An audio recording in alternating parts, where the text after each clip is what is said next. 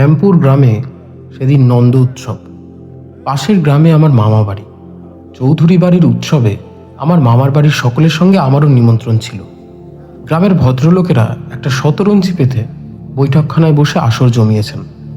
আমার বড় মামা বিদেশে থাকেন, সম্প্রতি এসেছেন, তাই যথারীতি সবাই মিলে তাকে অভ্যর্থনা করছে। এই যে আসুবাবু, সব ভালো তো? নমস্কার। নমস্কার। একরকম চলে যাচ্ছে। আপনাদের সব ভালো? ভালো আর কই, চড়জাড়ি সব। ম্যালেরিয়ার সময় এখন, বুঝতেই পারছেন। তা আপনার সঙ্গে এটি কে? আমার ভাগ্নে সুশীল আজই এসেছে, নিয়ে এলাম তাই। বেশ করেছেন, আনবেনই তো। কি করেন বাবাজি? আমি মামার কেরি আঙ্গুলটা টিপে দিলাম। মামা বললেন, অফিসে চাকরি করে কলকাতায়। বেশ, এসো বাবাজি, বসো এসে এদিকে। মামার আঙুল টিপবার কারণটা বলি। আমি কলকাতার বিখ্যাত প্রাইভেট ডিটেকটিভ নিবারণ সোমের অধীনে শিক্ষানবিশি করি। কথাটা প্রকাশ করবার ইচ্ছা ছিল না আমার। নন্দ উৎসব এবং আনুষঙ্গিক ভোজন পর্ব শেষ হলো। পাঠকদের বলে রাখি, নন্দ উৎসব নন্দরাজার ঘরে শিশু কৃষ্ণের আগমনের দিনকে কেন্দ্র করে অনুষ্ঠিত হয়, অর্থাৎ জন্মাষ্টমীর পরের দিন। অনুষ্ঠানের শেষে আমরা বিদায় নেবার জোগাড় করছি, এমন সময় গ্রামের এক বৃদ্ধ ভদ্রলোক আমার মামাকে ডেকে বললেন, কাল আপনাদের পুকুরে মাছ ধরতে যাবার ইচ্ছা আছে। মানে সুবিধে হবে কি? আরে বিলক্ষণ, খুব সুবিধে হবে। আসুন না গাঙ্গুলি মশাই, আমার ওখানেই তাহলে দুপুরে আহারাদি করবেন কিন্তু। আরে না, তা আবার কেন? আপনার পুকুরে মাছ ধরতে দিচ্ছেন এই কত, আবার খেয়ে বিব্রত করতে যাব কেন? তাহলে মাছ ধরাও হবে না বলে দিচ্ছি। মাছ ধরতে যাবেন কেবল এই একটি শর্তে। বলুন, রাজি আছেন? গাঙ্গুলি মশাই হেসে রাজি হয়ে গেলেন। পরদিন সকালের দিকে হরিশ গাঙ্গুলি মশাই মামার বাড়িতে এলেন। পল্লীগ্রামের পাকা ঘুঘু মাছ ধরায়, সঙ্গে 6 গাছা ছোট বড় ছিপ, 2খানা হুইল লাগানো, বাকি সব বিনা হুইলের, টিনে ময়দার চার, কেঁচো, পিঁপড়ের ডিম, তামাক খাওয়ার সরঞ্জাম, আরও কত কি। মামাকে হেসে বললেন, বড়বাবু, চলেই এলাম আপনাকে বিরক্ত করতে। একটা লোক দিয়ে কুঞ্চি কাটিয়ে দেন গোটা কতক, কুঁচোড়ে চার লাগাতে হবে। মামা জিজ্ঞাসা করলেন, এখন বসবেন না ও বেলা? না, এ বেলা তো বসা হবে না। মাছ চারে লাগাতে 2 ঘন্টা দেরি হবে। ততক্ষণ খাওয়া দাওয়া সেরে নেওয়া যাক। একটু সকাল সকাল যদি আহারের ব্যবস্থা। হ্যাঁ, সব হয়ে গেছে। আমিও জানি আপনি এসেই খেতে বসবার জন্য তাগাদা দেবেন। মাছ যারা ধরে তাদের কাছে ওই খাওয়া টাওয়া কিছুই নয়, খুব জানি। আর ঘন্টাখানেক পরেই জায়গা করে দেবো খাওয়ার। ঠিক আছে? যথাসময়ে গাঙ্গুলি মশাই খেতে বসলেন এবং একা প্রায় 3 জনের উপযুক্ত খাদ্য উদরসাৎ করলেন। আমি কলকাতার ছেলে দেখে তো অবাক। আমার মামা জিজ্ঞেস করলেন, গাঙ্গুলি মশাই, আর একটু পায়েস? ইয়ে দেবেন? তা দিন একটুখানি না হয়। আসলে ও সব তো খেতে পাইনে, একা হাত পুড়িয়ে রেঁধে খাই। বাড়িতে মেয়ে মানুষ নেই, বৌমারা থাকেন বিদেশে আমার ছেলের কাছে। কে আর ওসব আমায় করে দেবে বলুন? গাঙ্গুলি মশাই কি একাই থাকেন? অবশ্যই একাই থাকি বই কি। ছেলেরা কলকাতায় চাকরি করে, আমার শহরে থাকা আবার পোষায় না। তাছাড়া কিছু নগদ লেনদেনের কারবারও করি, প্রায় 3,000 টাকার ওপর। টাকায় 2 আনা করে মাসে সুদ। আপনার কাছে আর লুকিয়ে কি করব বলুন তো? কাজেই বাড়ি না থাকলে চলে কই, লোকে প্রায়ই আসছে টাকা দিতে নিতে। গাঙ্গুলি মশাই এই কথাগুলো যেন বেশ একটু গর্বের সঙ্গে বললেন। আমি পল্লীগ্রাম সম্বন্ধে তত অভিজ্ঞ না হলেও আমার মনে কেমন একটা অস্বস্তির ভাব দেখা দিল। টাকা কড়ির কথা এভাবে লোকজনের কাছে বলে লাভ কি? বলা নিরাপদও নয়। শোভনতা ও রুচির কথা যদি বাদও দিই। গাঙ্গুলি মশাইকে কিন্তু আমার বেশ লাগলো। মাছ ধরতে ধরতে আমার সঙ্গে তিনি অনেক গল্প করলেন। থাকেন তিনি খুব সামান্যভাবে, কোনো আড়ম্বর নেই, খাওয়া দাওয়া বিষয়ে কোনো ঝট নেই তার। এই ধরনের অনেক কথাই হলো। মাছ তিনি ধরলেন বড় বড় দুটো, ছোট গোটা 4-5। আমার মামাকে অর্ধেকগুলি দিতে চাইলেন, কিন্তু মামা নিলেন না। বললেন, কেন গাঙ্গুলি মশাই, পুকুরে মাছ ধরতে এসেছেন, তার খাজনা নাকি? ইমা, আরে রামো রামো, তাই কি বলছি, রাখুন অন্তত গোটা 2। না না গাঙ্গুলি মশাই, মাফ করবেন, তা আমি নিতে পারবো না। ও নেওয়ার নিয়ম নেই আমাদের। তুমি বাবাজি একদিন আমার ওখানে যেও একটা ছুটিতে। তোমার সঙ্গে আলাপ করে বড় আনন্দ হলো আজ। কে জানতো যে তার বাড়িতে আমাকে অল্প দিনের মধ্যেই যেতে হবে, তবে সম্পূর্ণ অন্য কারণে, অন্য উদ্দেশ্যে। গাঙ্গুলি মশাইয়ের সঙ্গে খোশ গল্প করার জন্য নয়। যাই হোক, গাঙ্গুলি মশাই চলে গেলে আমি মামাকে বললাম, মামা, আপনি মাছ নিলেন না কেন? উনি দুঃখিত হলেন নিশ্চয়। মামা হেসে বলল, তুমি জানো না? আরে নিলেই দুঃখিত হতেন, উনি বড় কৃপণ। তা কথার ভাবে একটু বুঝেছি বটে। কি করে বুঝলে? অন্য কিছু নয়, বউ ছেলেরা কলকাতায় থাকে, উনি থাকেন দেশের বাড়িতে। একটা চাকর বা রাঁধুনি রাখেন না। হাত পুড়িয়ে এই বয়সে বেঁধে খেতে হয়, অথচ হাতে পয়সা বেশ আছে। এ থেকেই তো বোঝা যায়। আর কিছু লক্ষ্য করলে? বড় গল্প বলা স্বভাব। আমার ধারণা একটু বাড়িয়েও বলেন। ঠিক ধরেছ। মাছ নিয়ে নিয়েই তার আরেকটা কারণ হলো, উনি মাছ দিয়ে গেলে ওই সব জায়গায় এসে গল্প করে বেড়াবেন, আর লোকে ভাববে আমরা কি চামার। পুকুরে মাছ ধরেছে বলে ওর কাছ থেকে মাছ নিয়েছি। উনি আরও একটা বড় ভুল করেন মামাবাবু। টাকার কথা এমন বলে বেড়ান কেন? ওটা ওর স্বভাব।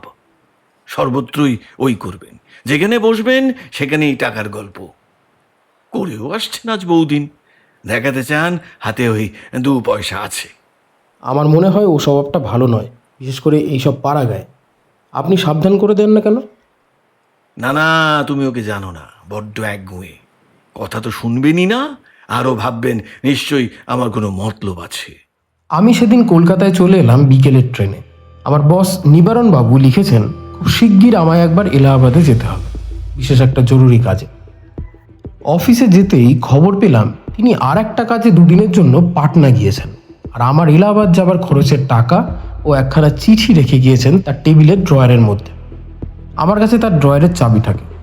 ড্রয়ার খুলে চিঠিখানা পড়ে দেখলাম বিশেষ কোনো গুরুতর কাজ নয়। এলাহাবাদ গভর্নমেন্ট থাম্ব ইমপ্রেশন ব্যুরোতে যেতে হবে, কয়েকজন দাগি আসামির বুড়ো আঙুলের ছাপ ফটো নিতে। মিস্টার নিবারণ সোম বুড়ো আঙুলের ছাপ সম্বন্ধে একজন অভিজ্ঞ ব্যক্তি। এলাহাবাদের কাজ শেষ করতে আমার লাগলো মাত্র 1 দিন। 8-10 দিন রয়ে গেলাম তবু। সেদিন সকালবেলা হঠাৎ মিস্টার সোমের এক টেলিগ্রাম পেলাম। একটা জরুরি কাজের জন্য আমায় সেই দিনই কলকাতা ফিরতে লিখেছেন। আমি যেন এলাহাবাদে দেরি না করি। ভোরে হাওড়ায় ট্রেনে এসে দাঁড়াতেই দেখি মিস্টার সোম প্ল্যাটফর্মেই দাঁড়িয়ে আছেন। আমি একটু অবাক হয়ে গেলাম, কারণ এরকম কখনো উনি আসেন না। আমায় বললেন,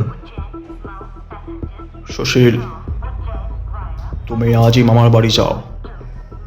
তোমার মামা কাল 2খানা আর্জেন্ট টেলিগ্রাম করেছেন তোমাকে সেখানে যাবার জন্যে। কেন, মামার বাড়ি কি কারো অসুখ হয়েছে? সবাই ভালো আছে তো? সেসব নয় বলেই মনে হলো। টেলিগ্রামের মধ্যে কারো অসুখের উল্লেখ নেই। কোনো লোক আসেনি সেখান থেকে? না, আমি তার করে দিয়েছি। তুমি এলাহাবাদে গিয়েছো, আজই তোমার ফিরবার তারিখ ও জানিয়ে দিয়েছি। আমি বাসায় না গিয়ে সোজা শিয়ালদা স্টেশনে চলে এলাম মামার বাড়ি যাবার জন্য। মিস্টার সোম আমার সঙ্গে এলেন। বারবার করে বলে দিলেন কোনো গুরুতর ঘটনা ঘটলে তাকে যেন খবর দিই। মামার বাড়ি পা দিতেই বড় মামা বললেন, এসেছিস সুশীল? যাক, বড্ড ভাবছিলাম রে। কি ব্যাপার মামাবাবু, সবাই ভালো তো? শ্যামপুরের হরিশ গাঙ্গুলি মশাই খুন হয়েছেন, সেখানে এক্ষুনি যেতে হবে। গাঙ্গুলি মশাই? সেদিন তিনি মাছ ধরে গেলেন, খুন হয়েছেন? হ্যাঁ, চলো চলো চলো, একেবারে সেখানে শিগগির স্নানাহার করে নাও, কারণ সারাদিনই হয়তো কাটবে সেখানে। বেলা 2টোর সময় শ্যামপুরে এসে পৌঁছালাম। ছোট্ট গ্রাম, কখনো সেখানে কারো একটা ঘটি চুরি পর্যন্ত হয়নি, সেখানে খুন হয়ে গিয়েছে। সুতরাং গ্রামের লোকে দস্তুর মতো ভয় পেয়ে গেছে। গ্রামের মাঝখানে বারোয়ারি পূজা মণ্ডপে জড়ো হয়ে সেই কথারই আলোচনা করছে সবাই। আমার মামা এখানে এর পূর্বে অনেকবার এসেছিলেন এই ঘটনা উপলক্ষে। তা সকলের কথাবার্তা থেকেই বোঝা গেল। আমার কথা বিশেষ কেউ জিজ্ঞেস করলো না বা আমার সম্বন্ধে কেউ কোনো আগ্রহ দেখালো না। কেউ জানে না আমি প্রাইভেট ডিটেকটিভ মিস্টার সোমের শিক্ষানবিশ ছাত্র। এসব অজপাড়াগায় ওর নামই কেউ শোনেনি। আমাকে সেখানে আর কি করে চিনবে? মামা জিজ্ঞাসা করলেন, লাশ নিয়ে গিয়েছে? এই আজ সকালে নিয়ে গেল, পুলিশ এসেছিল। কিভাবে ঘটলো এসব? আজ তো শনিবার। কবে তিনি খুন হয়েছেন? গ্রামের লোকেরা যেরকম বলল তাতে মনে হলো সে কথা কেউ জানে না। নানা লোক নানা কথা বলতে লাগলো। পুলিশের কাছেও এরা এইরকমই বলে ব্যাপারটাকে রীতিমতো গোলমেলে করে তুলেছে। আমি আড়ালে মামাকে ডেকে নিয়ে গিয়ে বললাম, আপনি কি মনে করে এখানে এনেছেন আমায়, বলুন তো? তুমি তুমি সব ব্যাপার শুনে নাও। চলো, অনেক কথা আছে। এই খুনের রহস্য তোমায় আবিষ্কার করতে হবে। তবে বুঝবো মিস্টার সোমের কাছে তোমায় শিক্ষানবিশ করতে দিয়ে আমি ভুল করিনি। এখানে কেউ জানে না, এখানে কেউ জানে না তুমি কি কাজ করো। তোমার কিন্তু এটা একটা বড় সুবিধে। সুবিধেও বটে, আবার অসুবিধেও বটে। কেন? বাইরের বাজে লোককে কেউ আগ্রহ করে কিছু বলবে না। গোলমাল একটু থামলে একজন ভালো লোককে বেছে নিয়ে সব ঘটনা খুঁটিয়ে জানতে হবে। বলছি, গাঙ্গুলি মশাইয়ের ছেলে কোথায়? সে লাশের সঙ্গে মহকুমায় গিয়েছে। সেখানে ময়না তদন্ত হবে, তারপরে দাহ কার্য করে ফিরবে। লাশ দেখলে বড় সুবিধা হতো, সেটা আর হলো না। সেই জন্যই তো বলছি, তুমি কেমন কাজ শিখেছো এটা তোমার পরীক্ষা। এতে যদি পাশ করো তবে বুঝবো তুমি মিস্টার সোমের উপযুক্ত ছাত্র। নয়তো তোমাকে আমি আর ওখানে রাখবো না। হ্যাঁ, হে হে, আমার এক কথা যেন। আমি এরপর গাঙ্গুলি মশাইয়ের বাড়ি গেলাম। গিয়ে দেখি যেখানটাতে গাঙ্গুলি মশাইয়ের বাড়ি তার দুদিকে ঘন জঙ্গল। একদিকে দূরে একটা গ্রাম্য কাঁচা রাস্তা, একদিকে একটা বাড়ি। আমি গাঙ্গুলি মশাইয়ের ছেলের কথা জিজ্ঞেস করে জানলাম সে এখনো মহকুমা থেকে ফেরেনি। তবে একজন বৃদ্ধার সঙ্গে দেখা হলো। শুনলাম তিনি গাঙ্গুলি মশাইয়ের আত্মীয়া। তাকে জিজ্ঞাসা করলাম, গাঙ্গুলি মশাইকে শেষ কবে দেখেছিলেন আপনি? বুধবার কখন? বিকেল 5টার সময়। কিভাবে দেখেছিলেন? সেদিন হাটবার ছিল। উনি হাটে যাবার আগে আমার কাছে পয়সা চেয়েছিলেন। পয়সা? কিসের পয়সা? সুদের পয়সা। আমি ওর কাছে 2 টাকা ধার নিয়েছিলাম ও মাসে। আপনার পর আর কেউ দেখেছিল? গাঙ্গুলি মশাইয়ের বাড়ির ঠিক পশ্চিম গায়ে যে বাড়ি, সেদিকে আঙুল দেখিয়ে বৃদ্ধা বললেন, ওই বাড়ির রায় পিসি আমার পরও তাকে দেখেছিলেন। আমি রায় পিসির বাড়ি গিয়ে তাকে প্রণাম করতেই তিনি আমায় আশীর্বাদ করে একখানা পিঁড়ি বার করে দিয়ে বললেন, বসো বসো বাবা বসো। আপনি একা থাকেন নাকি এ বাড়িতে? হ্যাঁ বাবা, আমার মেয়ে জামাই আছে, তারা দেখাশোনা করে। মেয়ে জামাই এখানে থাকে না? এখানেও থাকে, আবার তাদের দেশ এই এইখান থেকে 4 ক্রোশ দূরের সাধুঘাটিকায়, সেখানেও থাকে। গাঙ্গুলি মশাইকে আপনি বুধবারে কখন দেখতে পান? রাত্রিরে যখন উনি হাট থেকে ফিরলেন, তখন আমি বাইরের রোয়াকে বসে জব করছিলাম। তারপর আর চোখে না দেখলেও ওর গলার আওয়াজ শুনেছি ওই রাত 10টা পর্যন্ত। উনি ওর রান্নাঘরে রাঁধছিলেন আলো জেলে। আমি যখন শুতে যাই তখন পর্যন্ত। তখন রাত কত হবে তাও আন্দাজ? তা কি জানি বাবা, আমরা পাড়া গায়ের লোক, ঘড়ি তো নেই বাড়িতে। তবে তখন ফরিদপুরের গাড়ি চলে গিয়েছে। আমরা শব্দ শুনে বুঝি যে কোন গাড়ি এলো কোন গাড়ি গেল। একা থাকতেন আর রাত পর্যন্ত রান্না করছিলেন? এত কি রান্না? সেদিন মাংস এনেছিলেন হাট থেকে। মাংস সেদ্ধ হতে দেরি হচ্ছিল। আপনি কি করে জানলেন? আমরা তো পরে জেনেছিলাম। হাটে যারা ওর সঙ্গে একসাথে মাংস কিনেছিল তারা বলেছিল। আর তাছাড়া যখন রান্নাঘর খোলা হলো, বাবা গো, কি আর বলবো। বলে বৃদ্ধা যেন সে দৃশ্যের বিভৎসতা মনের পটে আবার দেখতে পেয়ে শিউরে উঠে কথা বন্ধ করলেন। সঙ্গে যে বৃদ্ধ আত্মীয়া ছিল তিনিও বলে উঠলেন, বাবা, সে রান্নাঘরের কথা মনে হলে এখনো গা ডোল দেয়। কেন কেন কি ছিল রান্নাঘরে? থালার চারিদিকে ভাত ছড়ানো, মাংসের ছিবড়ে আর হাড়গোড় ছড়ানো। বাটিতে তখনও মাংস আর ঝোল রয়েছে। ঘরের মেঝেতে ধস্তাধস্তির চিহ্ন। তিনি খেতে বসেছিলেন এবং তার খাওয়া শেষ হবার আগেই যারা তাকে খুন করে তারা এসে পড়ে। আচ্ছা, হ্যাঁ বাবা, এ সবাই দেখেছে। পুলিশও এসে রান্নাঘর দেখে গিয়েছে। সকলেরই মনে হলো ব্রাহ্মণের খাওয়া শেষ হবার আগেই খুনিরা এসে তার ওপর পড়ে। আচ্ছা বেশ, এই গেল বুধবার রাতের ব্যাপার। আচ্ছা, সেদিনই তো হাট ছিল। হ্যাঁ বাবা, তারপর দিন সকালে উঠে আমরা দেখলাম ওর ঘরের দরজা বাইরের দিকে তালা চাবি দেওয়া। প্রথম সকলেই ভাবলে উনি কোথাও কাজে গিয়েছেন, ফিরে এসে রান্না বান্না করবেন। কিন্তু যখন বিকেল হয়ে গেল ফিরলেন না, তখন আমরা ভাবলাম উনি ওর ছেলেদের কাছে কলকাতায় গেছেন। তারপর বিষ্ণুবার গেল, শুক্রবার গেল। শুক্রবার বিকেলের দিকে বন্ধ ঘরের মধ্যে থেকে কিসের দুর্গন্ধ বেরোতে লাগলো। তাও সবাই ভাবলে ভাদ্র মাস, গাঙ্গুলি মশাই হয়তো তাল কুড়িয়ে ঘরের মধ্যে রেখে গিয়েছিলেন, তাই পচে অমন গন্ধ বেরোচ্ছে। শনিবার আপনারা কোন সময় টের পেলেন যে তিনি খুন হয়েছেন? শনিবারে আমি গিয়ে গ্রামের ভদ্রলোকদের কাছে সব বললাম। অনেকেই জানতো না যে গাঙ্গুলি মশাইকে এ কদিন গায়ে দেখা যায়নি। তখন সকলেই এলো। গন্ধ তখন খুব বেড়েছে। আমাদের সন্দেহ হলো। আপনারা কি করলেন? তখন সকলে জানলা খোলবার চেষ্টা করলে, কিন্তু সব জানলা ভেতর থেকে বন্ধ। দৌড় ভাঙাই সাব্যস্ত হলো। পরের ঘরের দৌড় ভেঙে ঢোকা ঠিক নয়। এরপর যদি তা নিয়ে কোনো কথা ওঠে, তখন চৌকিদার আর দফাদার ডেকে এনে তাদের সামনে দৌড় ভাঙা হলো।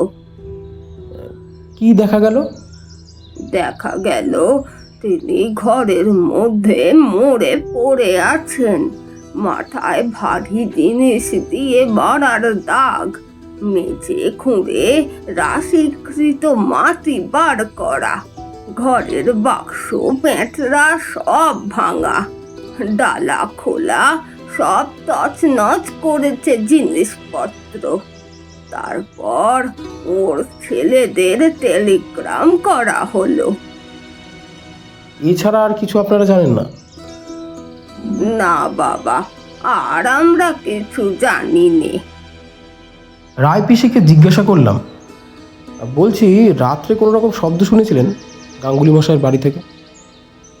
না না, অনেক রাত্রিরে আমি যখন শুতে যাই তখন ওর রান্নাঘরের আলো জ্বলতে দেখেছি।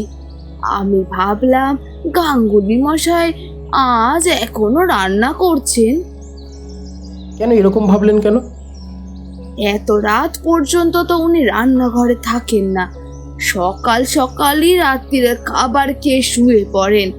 বিশেষ করে সেদিন গিয়েছে ঘোর অন্ধকার রাত্রির আমাবস্যা।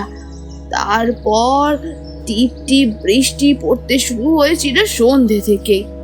আর একটা ব্যাপার, উনি ভাত খাওয়ার পর রোজ রাত্রিরে কুকুর ডেকে এঁটো পাতা কি পাতের ভাত তাদের খেতে দিতেন। রোজ রোজ ওর গলার ডাক শোনা যেত। সেদিন কিন্তু আমি তা শুনিনি। ঘুমিয়ে পড়েছিলেন হয়তো।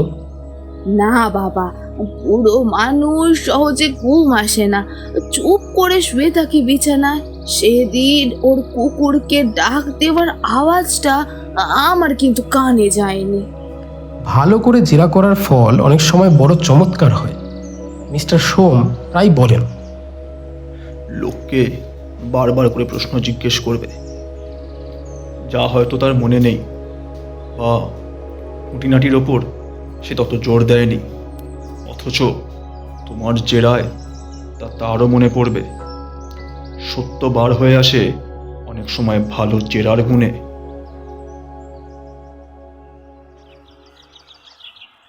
সেদিনই কিছু সময় পরে আমার সঙ্গে গাঙ্গুলি মশাইয়ের ছেলে শ্রী গোপালের সঙ্গে দেখা হলো। সে তার পিতার দাহকার্য শেষ করে ফিরে আসছিল কাছা গলায়। আমি তাকে আড়ালে ডেকে নিজের প্রকৃত পরিচয় দিলাম। শ্রী গোপালের চোখ দিয়ে দরদর করে জল পড়তে লাগলো। সে আমাকে সব রকম সাহায্য করবে প্রতিশ্রুতি দিল। আমি বললাম, তা মশাই, কারো উপর আপনার সন্দেহ হয়? কার কথা বলবো বলুন? বাবার একটা দোষ ছিল যে টাকার কথা জাহির করে বেড়াতেন সবার কাছে। কত জায়গায় যে এসব কথা বলেছেন, আর তাদের মধ্যে এই কে এই কাজ করলে কি করে বলি বলুন? আচ্ছা, একটা কথা জিজ্ঞেস করবো, কিছু মনে করবেন না। আপনার বাবার কত টাকা ছিল জানেন? না, বাবা কখনো আমাদের সেটা বলতেন না, তবে আন্দাজ 2000-এর বেশি নগদ টাকা হবে না। সে টাকা কোথায় থাকতো? হ্যাঁ, সেটা জানতাম। ওই ঘরের মেঝেতে বাবা পুঁতে রাখতেন। আমি কতবার বাবাকে বলেছি যে বাবা টাকাগুলো ব্যাংকে রাখো, ব্যাংকে রাখো। সেকেলের লোক ওসব ব্যাংক ট্যাঙ্ক বুঝতেন না। গাঙ্গুলি মশার মৃত্যুর পর বাড়ি এসে আপনি মেজে খুঁড়ে কিছু পেয়েছিলেন কি? মেঝে তো খুঁড়ে রেখেছিল যারা খুন করেছে তারাই, আর আমি 1 পয়সাও পাইনি। তবে তবে আপনাকে একটা কথা বলি, 2000 টাকার সব টাকাটাই তো মেঝেতে পোতা ছিল না। বাবা টাকা ধার দিতেন কি না, কিছু টাকা লোকজনকে ধার দেওয়া ছিল। কত টাকা তাও আন্দাজ? সেদিক থেকেও তো অন্য ব্যাপার। শুনুন, ওই বাবার খাতাপত্র সব ওই সঙ্গেই তো চুরি হয়ে গিয়েছে। খাতা না দেখলে ওসব বলা যাবে না যে কত টাকা কাকে ধার দেওয়া ছিল। খাতাপত্র কি নিজেই লিখতেন? তার মধ্যেও গোলমাল আছে। আগে নিজেই লিখতেন, তবে ইদানিং চোখে দেখতে পেতেন না বলে একে ওকে ধরে লিখিয়ে নিতেন। কাকে কাকে দিয়ে লিখিয়ে নিতেন জানেন? বেশিরভাগটাই লেখাতেন ওই সদগোপ বাড়ির ননি ঘোষকে দিয়ে। সে ওই জমিদারি সেরেস্তায় কাজ করে, এবার তার হাতে লেখাও বেশ ভালো। আর বাবার কথা শুনতেও সে খুব। ও, তা ননি ঘোষের বয়স কত? ওই 30-32 হবে। ননি ঘোষ লোক কেমন, তার উপর কি সন্দেহ করা যেতে পারে? মুশকিল হয়েছে যে বাবা তো একজনকে দিয়ে লেখাতেন না, যখন যাকে পেতেন তাকে ধরেই লিখিয়ে নিতেন। ওই যে স্কুলের ছেলে গণেশ বলে আছে, ওই। আর কাকে দেখেছেন? আর মনে হচ্ছে না। আপনি হিসেবের খাতা দেখে বলে দিতে পারবেন কোন হাতের লেখা কার? হ্যাঁ, ননির হাতের লেখা আমি চিনি, আর তার হাতের লেখা আমি বলতে পারি, কিন্তু সে খাতাই বা কোথায়? খুনিরা তো সব খাতা নিয়ে চলে গেছে। কাকে বেশি টাকা ধার দেওয়া ছিল জানেন? কাউকেই ওই বেশি টাকা ধার দিতেন না বাবা। ওই 10, 5, 20, বড় জোর 30-এর বেশি টাকা কাউকেই তিনি দিতেন না। জেরার পর শ্যামপুরের জমিদার বাড়ি সেবেলা খাওয়া দাওয়া করলাম। একটি বড় উঠোন, তার চারিধারে নারকেল গাছের সারি, জামরুল গাছ, বোম্বাই আমের গাছ, আতা গাছ, বেশ ছায়াভরা উপবনজান। ডিটেকটিভগিরি করে হয়তো ভবিষ্যতে খাবো। তারপরে প্রকৃতির শোভা যখন মন হরণ করে, এমন মেঘমেদুর বর্ষা দিনে গাছপালার শ্যাম শোভা উপভোগ করতে ছাড়ি কেন? বসলাম এসে চত্বরের একপাশে নির্জন গাছের তলায়। বসে বসে ভাবতে লাগলাম, এখন কি করা যায়? মামা বড় কঠিন পরীক্ষা আমার সামনে এনে ফেলেছে। মিস্টার সোমের উপযুক্ত ছাত্র কিনা আমি, এবার তা প্রমাণ করার দিন এসেছে। কিন্তু বসে বসে মিস্টার সোমের কাছে যতগুলি প্রণালী শিখেছি খুনের কিনারা করবার, সবগুলোই পাশ্চাত্য বৈজ্ঞানিক প্রণালী, স্কটল্যান্ড ইয়ার্ডের ডিটেকটিভের প্রণালী। এখানে তার কোনোটিই খাটবে না। আঙুলের ছাপ নেওয়ার কোনো ব্যবস্থা তাড়াতাড়ি করা হয়নি। 7-8 দিন পরে এখন জিনিসপত্রের গায়ে খুনির আঙুলের ছাপ অস্পষ্ট হয়ে গিয়েছে। পায়ের দাগ সম্বন্ধেও ঠিক সেই কথা। খুন হবার পর এত লোক গাঙ্গুলি মশাইয়ের ঘরে ঢুকেছে, তাদের সকলের পায়ের দাগের সঙ্গে খুনির পায়ের দাগ একাকার হয়ে তালগোল পাকিয়ে গিয়েছে। গ্রামের কৌতূহলী লোকেরা আমায় কি বিপদেই ফেলেছে। তারা জানে না একজন শিক্ষানবিশ ডিটেকটিভের কি সর্বনাশ তারা করে ফেলেছে। আর একটা ব্যাপার, খুনটা টাটকা নয়। 7 দিন আগে খুন হয়ে লাশ পর্যন্ত দাহ শেষ, সব ফিনিশ। গোলমাল একদম চুকে গিয়েছে, চোখে দেখিনি পর্যন্ত সেটা। অস্ত্রাঘাতের চিহ্ন টিহ্নগুলো দেখলেও তো যা একটি ধারণা করা যেত। এ একেবারে অন্ধকারে ঢিলছোড়া, ভীষণ সমস্যা। মিস্টার সোমকে কি একখানা চিঠি লিখে তার পরামর্শ চেয়ে পাঠাবো? এমন অবস্থায় পড়লে তিনি নিজে কি করতেন জানাতে বলবো? কিন্তু তা উচিত নয়। মামা যখন বলেছেন এটা যদি আমার পরীক্ষা হয়, তবে পরীক্ষার হলে যেমন ছেলেরা কাউকে কিছু জিজ্ঞেস করে নেয় না, আমারও তাই করা উচিত। যদি এর কিনারা করতে পারি, তবে মামা বলেছেন আমাকে এই লাইনে রাখবেন, নয়তো মিস্টার সোমের কাছ থেকে ছাড়িয়ে নেবেন, নিয়ে হয়তো কোনো আর্টিস্টের কাছে রেখে ছবি আঁকাতে শেখাবেন, বা বড় দর্জির কাছে রেখে শার্ট তৈরি, পাঞ্জাবি তৈরি শেখাবেন। তবে শিক্ষানবিশের প্রথম পরীক্ষা হিসেবে পরীক্ষা যে বেশ কঠিন, এতে কোনো ভুল নেই। বসে বসে আরও অনেক কথা ভাবলাম। হিসেবের খাতা যে লিখত, সে নিশ্চয়ই জানতো ঘরে কত টাকা মজুত আছে, বাইরে কত টাকা ছড়ানো। তার পক্ষে জিনিসটা জানা যত সহজ, অপরের পক্ষে তত সহজ নয়। এ বিষয়ে অবশ্য একটা গোলমাল আছে। গাঙ্গুলি মশাই টাকার গর্ব মুখে করে বেড়াতেন যেখানে সেখানে। কত লোক শুনেছে, কত লোক হয়তো জানতো। একটা কথা আমার হঠাৎ মনে এলো, কিন্তু কাকে কথাটা জিজ্ঞেস করি সেটাই ভাবছি। ননী ঘোষের বাড়ি গিয়ে ননী ঘোষের সঙ্গে দেখা করা একবার বিশেষ দরকার। তাকে এই কথা জিজ্ঞেস করতে হবে। সে নাও বলতে পারে অবশ্য, তবু একবার জিজ্ঞেস করতে দোষ নেই। ননী ঘোষ বাড়িতেই ছিল, আমার সে চেনে না। একটু তাচ্ছিল্য ব্যস্ততার সঙ্গে বললেন, কি দরকার? কাকে চাই? তোমার সঙ্গে দরকারি কথা আছে, ঠিক উত্তর দাও। মিথ্যে বললে কিন্তু বিপদে পড়ে যাবে। ননির মুখ শুকিয়ে গেল। দেখলাম সে ভয় পেয়েছে। বুঝেছে যে আমি গাঙ্গুলি মশাইয়ের খুন সম্পর্কে তদন্ত করতে এসেছি। নিশ্চয়ই পুলিশের সাদা পোশাক পরা ডিটেকটিভ কোনো। সে এবার বিনয়ে কাচুমাচু হয়ে বলল,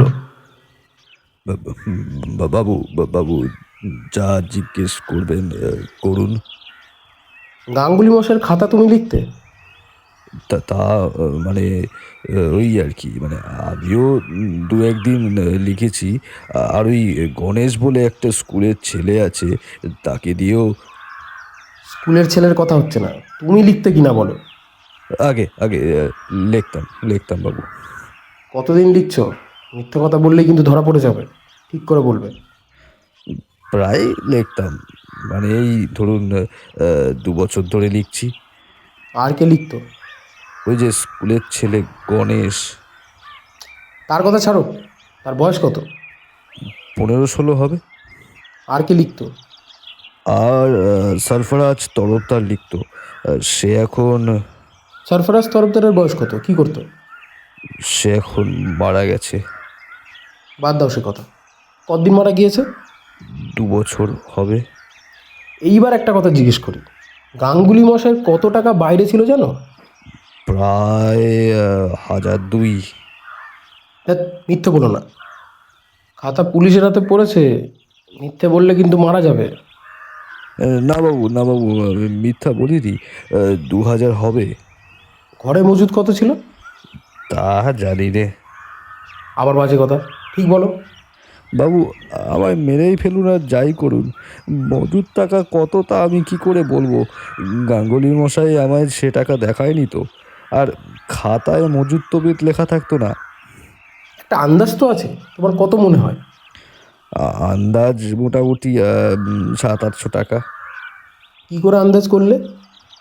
ওর মুখের কথা থেকেই তো আন্দাজ হতো। গাঙ্গুলি মশাইয়ের মৃত্যুর কতদিন আগে তুমি শেষ খাতা লিখেছিলে? প্রায় 2 মাস আগে। আর বাবু, আমি 2 মাসের মধ্যে তার খাতা লিখিনি। আমি সত্যি আপনার পায়ে হাত দিয়ে বলছি। আর তাছাড়া খাতা বেরোলে হাতের লেখা দেখেই তো আপনি বুঝতে পারবেন। আচ্ছা, কোনো মোটা টাকা তার মরণের আগে কোনো খাতকে শোধ করেছিল কিনা তুমি জানো? না বাবু, ঊর্ধ্ব সংখ্যা 30 টাকার বেশি তিনি কাউকে দিতেন না, সেটা খুব ভালো করেই জানি। আর মোটা টাকা মানে 200-100 টাকা কাউকে তিনি কখনো দেননি। এমন তো হতেই পারে, 5 জন 30 টাকা করে শোধ দিয়ে গেল একদিনে, 150 টাকা হলো। তা হতে পারে, কিন্তু মনে হয় না সম্ভব। কারণ একদিনে 5-6 জন খাতকে টাকা শোধ দেবে না। আর একটা কথা বাবু, এরা সব চাষি খাতক সব। ভাদ্র মাস ধান হওয়ার সময় নয়, এখন যে চাষি প্রজারা টাকা শোধ দিয়ে যাবে তা মনে হয় না। ওরা শোধ দেয় পৌষ মাসে, আবার ধার নেয় ওই ধরুন ধান পাট বুনবার সময়, মানে ওই চৈত্র বৈশাখ মাসে। এ সময় লেনদেন বন্ধ থাকে বললেই চলে। কোনো কিছু সন্ধান পাওয়া গেল না ননির কাছে। তবু আমার সন্দেহ সম্পূর্ণরূপে গেল না। ননি হয় সম্পূর্ণ নির্দোষ, নয়তো সে অত্যন্ত ধূর্ত। মিস্টার সোম একটা কথা সবসময় বলেন, বাইরের চেহারা বা কথাবার্তা দ্বারা কখনো মানুষের আসল রূপ জানবার চেষ্টা করো না, করলেই ঠকতে হবে। ভীষণ চেহারার লোকের মধ্যে অনেক সময় সাধু পুরুষ বাস করে, আবার অত্যন্ত সুশ্রী ভদ্রবেশী লোকের মধ্যে সমাজের কণ্টক স্বরূপ দানব প্রকৃতির বদমাইশ বাস করে। এ আমি যে কতবার দেখেছি। ননির বাড়ি থেকে ফিরে এসে গাঙ্গুলি মশাইয়ের বাড়ির পেছনটা একবার ভালো করে দেখবার জন্য গেলাম। গাঙ্গুলি মশাইয়ের বাড়িতে একখানা মাত্র খড়ের ঘর, তার সঙ্গে লাগোয়া ছোট্ট রান্নাঘর। রান্নাঘরের দরজা দিয়ে ঘরের মধ্যে যাওয়া যায়। এসব আমি গাঙ্গুলি মশাইয়ের ছেলের সঙ্গে ঘুরে ঘুরে দেখলাম। তাকে বললাম, আপনার পিতার হত্যাকারীকে যদি খুঁজে বার করতে পারি আপনি কি খুব খুশি হবেন? কি বলছেন, কি খুশি? আপনাকে 500 টাকা দেবো পরিবর্তে। টাকা দিতে হবে না, আমার সাহায্য করুন। আর কাউকে বিশ্বাস করতে পারছি না। নিশ্চয়ই করব, বলুন কি করতে হবে। আমার সঙ্গে সঙ্গে আসুন আপাতত, তারপর বলবো যখন যা করতে হবে। চলুন তো বাড়ির পিছনটা একবার দেখি। বড় জঙ্গল, যাবেন ওইদিকে? জঙ্গল দেখলে তো আমাদের চলবে না, চলুন দেখি। সত্যই ঘন আগাছার জঙ্গল আর বড় বড় বন্য গাছের ভিড় বাড়ির পেছনে। পাড়াগায় যেমন হয়ে থাকে, বিশেষ করে এই শ্যামপুরে জঙ্গল একটু বেশি। বড় বড় ভিটে লোকশূন্য জঙ্গলাবৃত হয়ে পড়ে আছে বহুকাল থেকে। ম্যালেরিয়ার উৎপাতে দেশ উচ্ছন্ন গিয়েছিল 20-30 বছর আগে। এখন পাড়ায় পাড়ায় নলকূপ হয়েছে জেলা বোর্ডের অনুগ্রহে। ম্যালেরিয়া অনেক কমেছে, কিন্তু লোক আর ফিরে আসেনি। জঙ্গলের মধ্যে বর্ষার দিনে মশার কামড় খেয়ে হাত পা ফুলে উঠল। আমি প্রত্যেক স্থান তন্ন তন্ন করে দেখলাম। 7-8 দিনের পূর্বের ঘটনা। পায়ের চিহ্ন যদি কোথাও থাকতে পারে তবে এখানেই তা থাকা সম্ভব। কিন্তু জায়গাটা দেখে হতাশ হতে হলো। জমিটা মুঠে ঘাসে ঢাকা। বর্ষায় সে ঘাস বেড়ে হাতখানেক লম্বা হয়েছে, তার উপর পায়ের দাগ থাকা সম্ভবপর নয়। আমার মনে হলো খুনি রাত্রে এসেছিল ঠিক এই পথে। সামনের পথ বা লোকালয়ের মধ্যে দিয়ে কখনোই সে পথে আসতে সাহস করে। অনেকক্ষণ তন্ন তন্ন করে খুঁজে দেখেও সন্দেহজনক কোনো জিনিস চোখে পড়ল না। কেবল এক জায়গায় একটা শেওড়া গাছের ডাল ভাঙা অবস্থায় দেখে আমি গাঙ্গুলি মশাইয়ের ছেলেকে বললাম, আচ্ছা এই ডালটা ভেঙে কে দাতন করেছিল? আপনি? গাঙ্গুলি মশাইয়ের ছেলে আশ্চর্য হয়ে বলল, না না, আমি এই জঙ্গলে দাঁতন কাঠি ভাঙতে আসবো কেন? আচ্ছা, আপনি কি করে জানলেন যে ডাল ভেঙে কেউ দাঁতন করেছে এখানে? ভালো করে চেয়ে দেখুন, এরকম ঘুরিয়ে ঘুরিয়ে মুচড়ে ভেঙেছে ডালটা। তাছাড়া এতগুলো শেওড়া ডালের মধ্যে একটি মাত্র ডাল ভাঙা। মানুষের হাতেই যে ভাঙা বেশ বোঝা যাচ্ছে। দাঁতন কাঠি সংগ্রহ ছাড়া অন্য কী উদ্দেশ্যে ভাবে একটি ডাল কেউ ভাঙতে পারে? সত্যি আপনার দেখবার চোখ তো অদ্ভুত। আমার তো মশাই চোখেই পড়তো না। আচ্ছা দেখে বলুন তো, কতদিন আগে এই ডালটা ভাঙা হয়েছে? সে অনেক দিন আগে। খুব বেশি দিন আগে না, মোচড়ানো অংশে গোড়াটা দেখে মনে হয় 6-7 দিন আগে হবে। এর চেয়েও নিখুঁতভাবে বলা যায় ওই অংশের সেলুলোজ অনুবীক্ষণ দিয়ে পরীক্ষা করলে ধরা পড়ে। আমি এই গাছের ভাঙা ডালটা কেটে নিয়ে যাব, একটা দা আনুন তো দয়া করে। গাঙ্গুলি মশাইয়ের ছেলের মুখ দেখে বুঝলাম সে বেশ একটু অবাক হয়েছে। ভাঙা দাঁতন কাঠি নিয়ে আমার এত মাথা ব্যথার যে কী কারণ সে বুঝতে পারছে না। সে পেছন ফিরে দা আনতে যেতে উদ্যত হলো, কিন্তু 2-4 পা গিয়েই থমকে দাঁড়িয়ে ঘাসের মধ্যে থেকে কি একটা জিনিস হাতে তুলে নিয়ে বলল, এটা কি? আমি তার হাত থেকে জিনিসটা নিয়ে দেখলাম সেটা একটা কাঠের ছোট্ট গোলাকৃতির পাত। ভালো করে আলোয় নিয়ে এসে পরীক্ষা করে দেখলাম পাতের গায়ে একটা খোদাই কাজ, একটা ফুল, ফুলটার নিচে একটা শিয়ালের মতো জানোয়ার। শ্রীগোপাল বলল, আচ্ছা এটা কি বলুন তো? আমি ঠিক বুঝতে পারলাম না, আন্দাজও করতে পারলাম না। জিনিসটা হাতে নিয়ে সেখান থেকে চলে গেলাম। যাবার আগে শেওড়া গাছের ভাঙা ডালের গোড়াটা এটা নিয়ে এলাম। পরদিন থানায় গিয়ে দারোগা বাবুর সঙ্গে দেখা করে আমার পরিচয় দিলাম। তিনি আমায় সমাদর করে বসালেন। আমায় বললেন তার দ্বারা যতদূর সাহায্য হওয়া সম্ভব তা তিনি করবেন। আমি বললাম, আপনি এ সম্বন্ধে কিছু তদন্ত কি করে রেখেছেন? আরে আসুন আসুন, বসুন। দেখুন, প্রোটোকল মেনে আমার দ্বারা যতদূর যেটুকুনি সহযোগিতা করা সম্ভব অবশ্যই আমি করব। তদন্ত করাও মোটামুটি শেষ করে ফেলেছি। তবে এক্ষেত্রে আসামি খুঁজে বার করাটা ডিটেকটিভ ছাড়া সম্ভব হবে বলে তো আমার মনে হয় না। ননী ঘোষকে কিন্তু আমার সন্দেহ হয়। আমারও হয়, কিন্তু ওর বিরুদ্ধে প্রমাণ সংগ্রহ করা সহজ কাজ হবে বলে তো মনে হয় না। ওকে চালান দিন না, ভয় খেয়ে যাক। খুনের রাত্রে অনুপস্থিত ছিল, কোথায় ছিল তার সন্তোষজনক প্রমাণ কিন্তু দিতে পারেনি। আপনি কি ওকে চালান দিতে পরামর্শ দিচ্ছেন? দিলে ভালো হয়। এর মধ্যে আর একটা উদ্দেশ্য আছে, বুঝেছেন নিশ্চয়ই। এতদিন পুলিশের চাকরি করছে, সেটা কি আর বুঝতে বাকি আছে মশাই? ওকে চালান দিলে সত্যিকারের হত্যাকারী কিছুটা অসতর্ক হয়ে পড়বে, আর যদি গা ঢাকাও দিয়ে থাকে তাহলে কেয়ারলেস হয়ে পড়বে আর বাইরেও বেরিয়ে আসবে। কি তাই তো? ঠিক তাই। যদিও ননী ঘোষকে আমি বেশ সন্দেহ করি, লোকটা ধূর্ত প্রকৃতির। ঠিক আছে, কাল তাহলে আমি লোকজন নিয়ে গ্রামে গিয়ে ডেকে বলবো যে ননীকে কালই চালান দেবো। চালান দেওয়ার সময় গ্রামের সব লোকের সেখানে উপস্থিত থাকাটা দরকার আছে।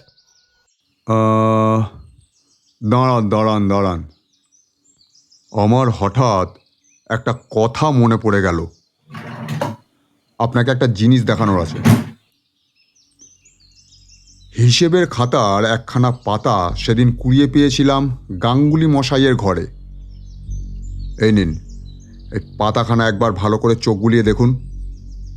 একখানা হাত চিটে কাগজের পাতা নিয়ে এসে দারোগাবাবু আমার হাতে দিলেন।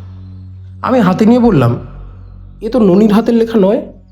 নয় তো, বস্তুত এ গণেশের হাতের লেখাও নয়।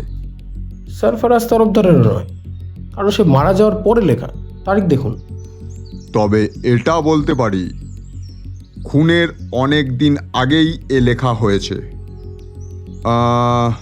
তাও মাস চারেকেরও বেশি আগে। ব্যাপারটা ক্রমশ জটিল হয়ে পড়ছে মশাই। আমি একটা জিনিস তবে আপনাকে দেখাই। দারোগাবুর হাতে কাঠের পাত্তা দিয়ে বললাম, এই তো এই জিনিসটা দেখুন। কি এটা? কি জিনিসটা তা ঠিক বলতে পারবো না, তবে গাঙ্গুলি মশাইয়ের বাড়ির পেছনের জঙ্গলে এটা কুড়িয়ে পেয়েছি। আর একটা জিনিস দেখুন বলে শেওড়া গাছের ডালের গোড়াটা তার হাতে দিতেই তিনি অবাক হয়ে আমার মুখের দিকে চেয়ে বললেন, এটা তো দেখছি একটা শুকনো গাছের ডাল। এটা দিয়ে কি হবে? ওতেই একটা মস্ত সন্ধান দিয়েছে জানেন। যে খুন করেছে সে ভোর রাত পর্যন্ত গাঙ্গুলি মশাইয়ের বাড়ি ছাড়েনি। ভোরের দিকে রাত পোহাতে দেরি নেই দেখে সরে পড়েছে, আর যাবার সময় অভ্যাসের বশে শেওড়া ডালের দাতন করেছে।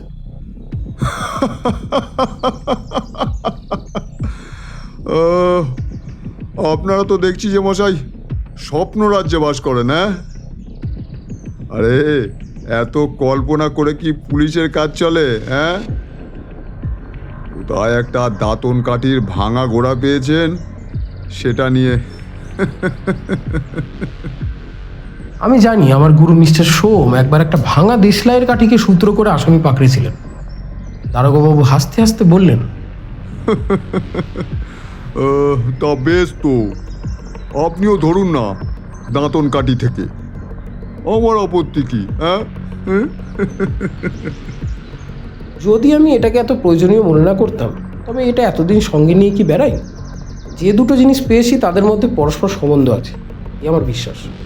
কীরকম সম্বন্ধ?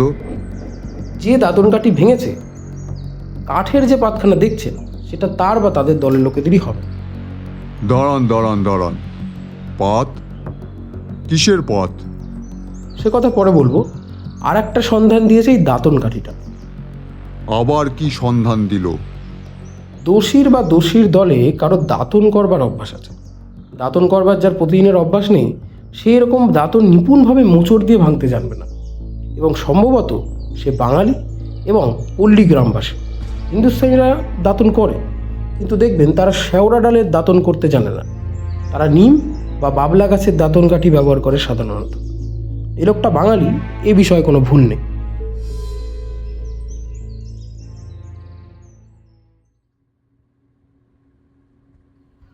সেই দিনই আমি কলকাতায় মিস্টার সোমের সঙ্গে দেখা করলাম।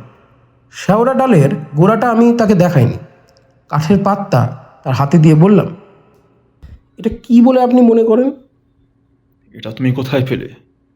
এটা আসামের মিশমি জাতির মধ্যে প্রচলিত রক্ষা কবচ। আমার কাছে আছে। মিস্টার সোমের বাড়িতে নানা দেশের অদ্ভুত জিনিসের একটি প্রাইভেট মিউজিয়াম আছে। তিনি তার সংগৃহীত দ্রব্যগুলির মধ্যে থেকে সেই রকম একটা কাঠের পাত এনে আমার হাতে দিলেন।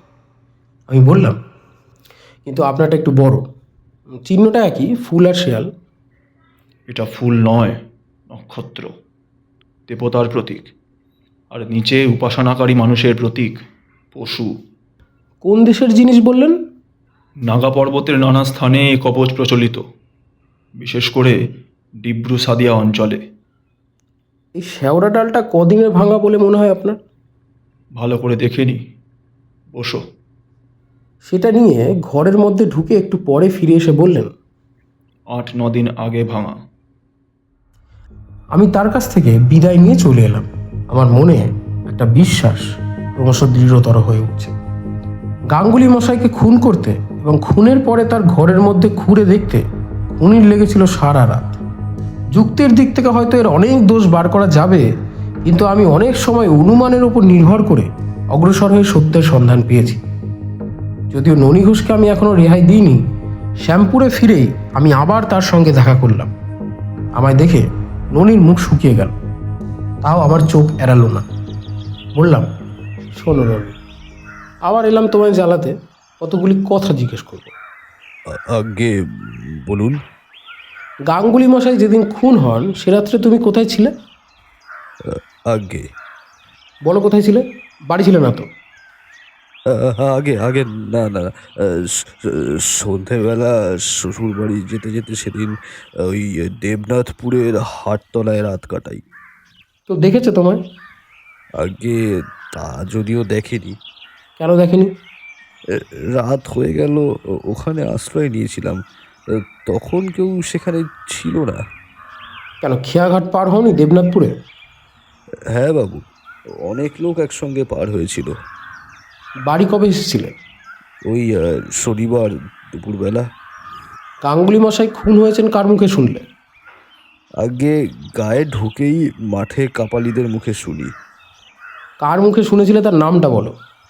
আগে ঠিক মনে পড়ছে না, বোধহয় হিরু কাপালি। তার কাছে কি প্রমাণ করে দিতে পারবে?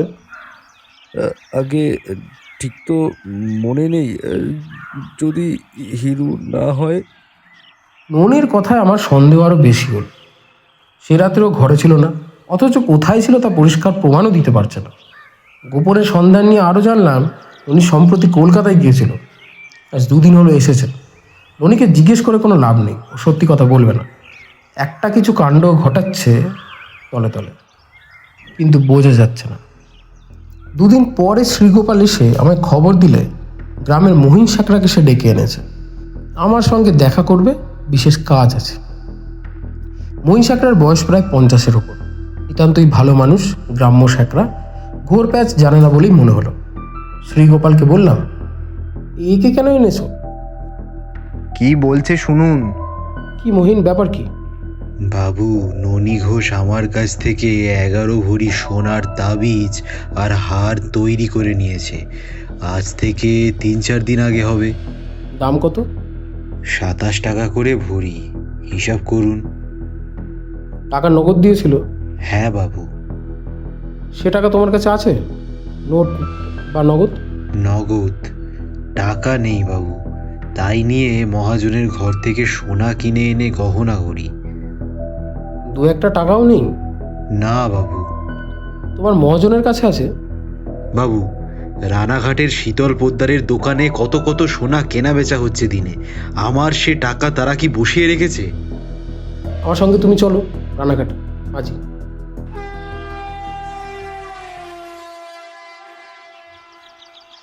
বেলা 3টের ট্রেনে মহিন সাকরাকে নিয়ে রানাঘাটে শীতল পোদ্দারের দোকানে হাজির হলাম। সঙ্গে মহিনকে দেখে বুড়ো পোদ্দার মশাই ভাবল একজন বড় খরিদ্দার এনেছে মহিন। তাদের আদর অভ্যর্থনাকে উপেক্ষা করে আমি আসল কাজের কথা পারলাম। সেদিন এই মহিন আপনাদের ঘর থেকে সোনা কিনেছিল 11 ভরি, মনে আছে তো? পোদ্দারের মুখ দেখি বিবর্ণ হয়ে উঠল ভয়। ভাবলো এই নিশ্চয়ই পুলিশের হাঙ্গামা। বলল, হ্যাঁ হ্যাঁ হ্যাঁ বাবু, হ্যাঁ বাবু, কিনেছিল। টাকা নগদ দিয়েছিল? তা দিয়েছিল। সে টাকা আছে? না বাবু, ওই টাকা কখনো থাকে? আমাদের বড় কারবার, কোথাকার টাকা কোথায় চলে গিয়েছে। দেখো, টাকা যদি থাকে আনিয়ে দাও, তোমার ভয় নেই। চুরির ব্যাপার নয়, মহিনের কোনো দোষ নেই। তোমাদের কোনো পুলিশের হাঙ্গামায় পড়তে হবে না, কেবল কোর্টে সাক্ষী দিতে হতে পারে। টাকা বার করো। মহিনও বলল, পোদ্দার মশাই, আমাদের কোনো ভয় নেই। বাবু বলেছেন টাকা যদি থাকে আপনি দেখান বাবুকে। পোদ্দার আবার বলল, কিন্তু বাবু, একটা কথা, টাকা তো সবই সমান, টাকার গায়ে কি আর নাম লেখা আছে? সে কথায় তোমার দরকার নেই। নাম লেখা থাক বা না থাক, টাকা তুমি বার করো। শীতল পোদ্দার টাকা বার করে নিয়ে এলো একটা থলির মধ্যে থেকে। বলল, সেদিনকার তহবিল আলাদা করা ছিল। সোনা বিক্রির তহবিল আমাদের আলাদা থাকে, কারণ এই নিয়ে মহাজনের সোনা কিনতে যেতে হয়। টাকা হাতে নিয়ে দেখবার আগেই শীতল একটা কথা বলল যা আমার কাছে আশ্চর্য বলে মনে হলো। বলল, বাবু, বাবু, এগুলো সব পুরনো টাকা, পোঁতা টোতা ছিল বলে মনে হয়। এসব চুরির টাকা নয় বাবু। আমি প্রায় চমকে উঠলাম ওর কথা শুনে। মহিন সাকরার মুখ দেখি বিবর্ণ হয়ে উঠেছে। আমি বললাম, তুমি কি করে জানলে পুরনো টাকা? দেখুন দেখুন, আপনিও হাতে নিয়ে দেখুন। পুরনো কলঙ্ক ধরা রূপো দেখলে আমাদের চোখে কি চিনতে বাকি থাকে বাবু? এই নিয়েই কারবার করছি যখন। কতদিনের পুরনো টাকা এ? তা 20-25 বছরের হবে। টাকাগুলো হাতে নিয়ে পরীক্ষা করে দেখলাম 20 বছরের পরের কোনো সালের অঙ্ক টাকার গায়ে লেখা নেই। বললাম, এ তো মাটিতে পোতা টাকা বলেই মনে হচ্ছে। নিশ্চয় বাবু, পেতলের হাঁড়িতে পোঁতা ছিল, পেতলের কলঙ্ক লেগেছে টাকার গায়ে। আচ্ছা, তুমি এ টাকা আলাদা করে রেখে দাও। আমি পুলিশ নই, কিন্তু পুলিশ শিগগির এসে এ টাকা চাইবে, মনে থাকে যেন। শীতল পোদ্দার আমার সামনে হাত জোর করে দাঁড়িয়ে অনুনয়ের সুরে বলল, দোহাই বাবু, দেখবেন যেন আমি এর মধ্যে জড়িয়ে না পড়ি। মহিন আমার পুরনো খাতক আর খদ্দের, ও কোথা থেকে টাকা এনেছে তা কেমন করে জানবো বাবু, বলুন? মহিনকে নিয়ে দোকানের বাইরে চলে এলাম। দেখি ও ভয়ে কেমন বিবর্ণ হয়ে উঠেছে। বললাম, আরে মহিন, তোমার ভয় কি? তুমি গাঙ্গুলি মশাইকে তো খুন করনি, তাই না? খুন? গাঙ্গুলি মশাইকে? কি কি যে বলেন বাবু? আমরা ডিটেকটিভ, আসামি ধরতে বেরিয়ে কাউকে সাধু বলে ভাবা আমাদের স্বভাব নয়। মিস্টার সোম আমার শিক্ষাগুরু। তার একটি মূল্যবান উপদেশ হচ্ছে, যে বাড়িতে খুন হয়েছে বা চুরি হয়েছে সে বাড়ির প্রত্যেককেই ভাববে খুনি হয়েছ, প্রত্যেককে সন্দেহের চোখে দেখবে, তবে খুনের কিনারা করতে পারবে, নতুবা পদে পদে ঠকতে হবে। ননীঘোষ তো আছেই এর মধ্যে, এ সন্দেহ আমার এখন বদ্ধমূল হলো। বিশেষ করে টাকা দেখবার পরে আদৌ সে সন্দেহ না থাকবারই কথা, কিন্তু এখন আবার একটা নতুন সন্দেহ এসে উপস্থিত হলো। এই মহিন সাকরার সঙ্গে খুনের কি কোনো সম্পর্ক আছে? কথাটা ট্রেনে বসে ভাবলাম। মহিনও কামরার একপাশে বসে আছে, সে আমার সঙ্গে একটা কথাও পর্যন্ত বলেন। জানলা দিয়ে পাণ্ডুর বিবর্ণ মুখে, ভীত চোখে বাইরের দিকে শূন্য দৃষ্টিতে চেয়ে আছে। মহিনের যোগাযোগে ননী ঘোষ খুন করেনি তো? দুজনে মিলে হয়তো এই কাজ করেছে। কিংবা এমনও কি হতে পারে না যে মোহিনী খুন করেছে, ননী ঘোষ নির্দোষ? তবে একটা কথা, ননী ঘোষের হাতেই খাতাপত্র, কত টাকা আসছে যাচ্ছে ননীই তো জানতো। মহিন সাকরা সে খবর কি করে রাখবে? তখনই একটা কথা মনে পড়ল। গাঙ্গুলি মশাই ছিলেন সরল প্রাণী লোক, যেখানে সেখানে নিজের টাকা কড়ির গল্প করে বেড়াতেন, সবাই জান। মহিনকে বললাম, তোমার দোকানে অনেকে বেড়াতে যায় না? হ্যাঁ বাবু। গাঙ্গুলি মশাই যেতেন? তা যেতেন বই কি বাবু। গিয়ে গল্প টল্প করতেন? তা করতেন বই কি বাবু। টাকা কড়ির কথা কখনো বলতেন তোমার দোকানে বসে? সেটা তো তার স্বভাব ছিল, সে কথাও বলতেন মাঝে মাঝে। ননী ঘোষের সঙ্গে তোমার খুব মাখামাখি ভাব ছিল না?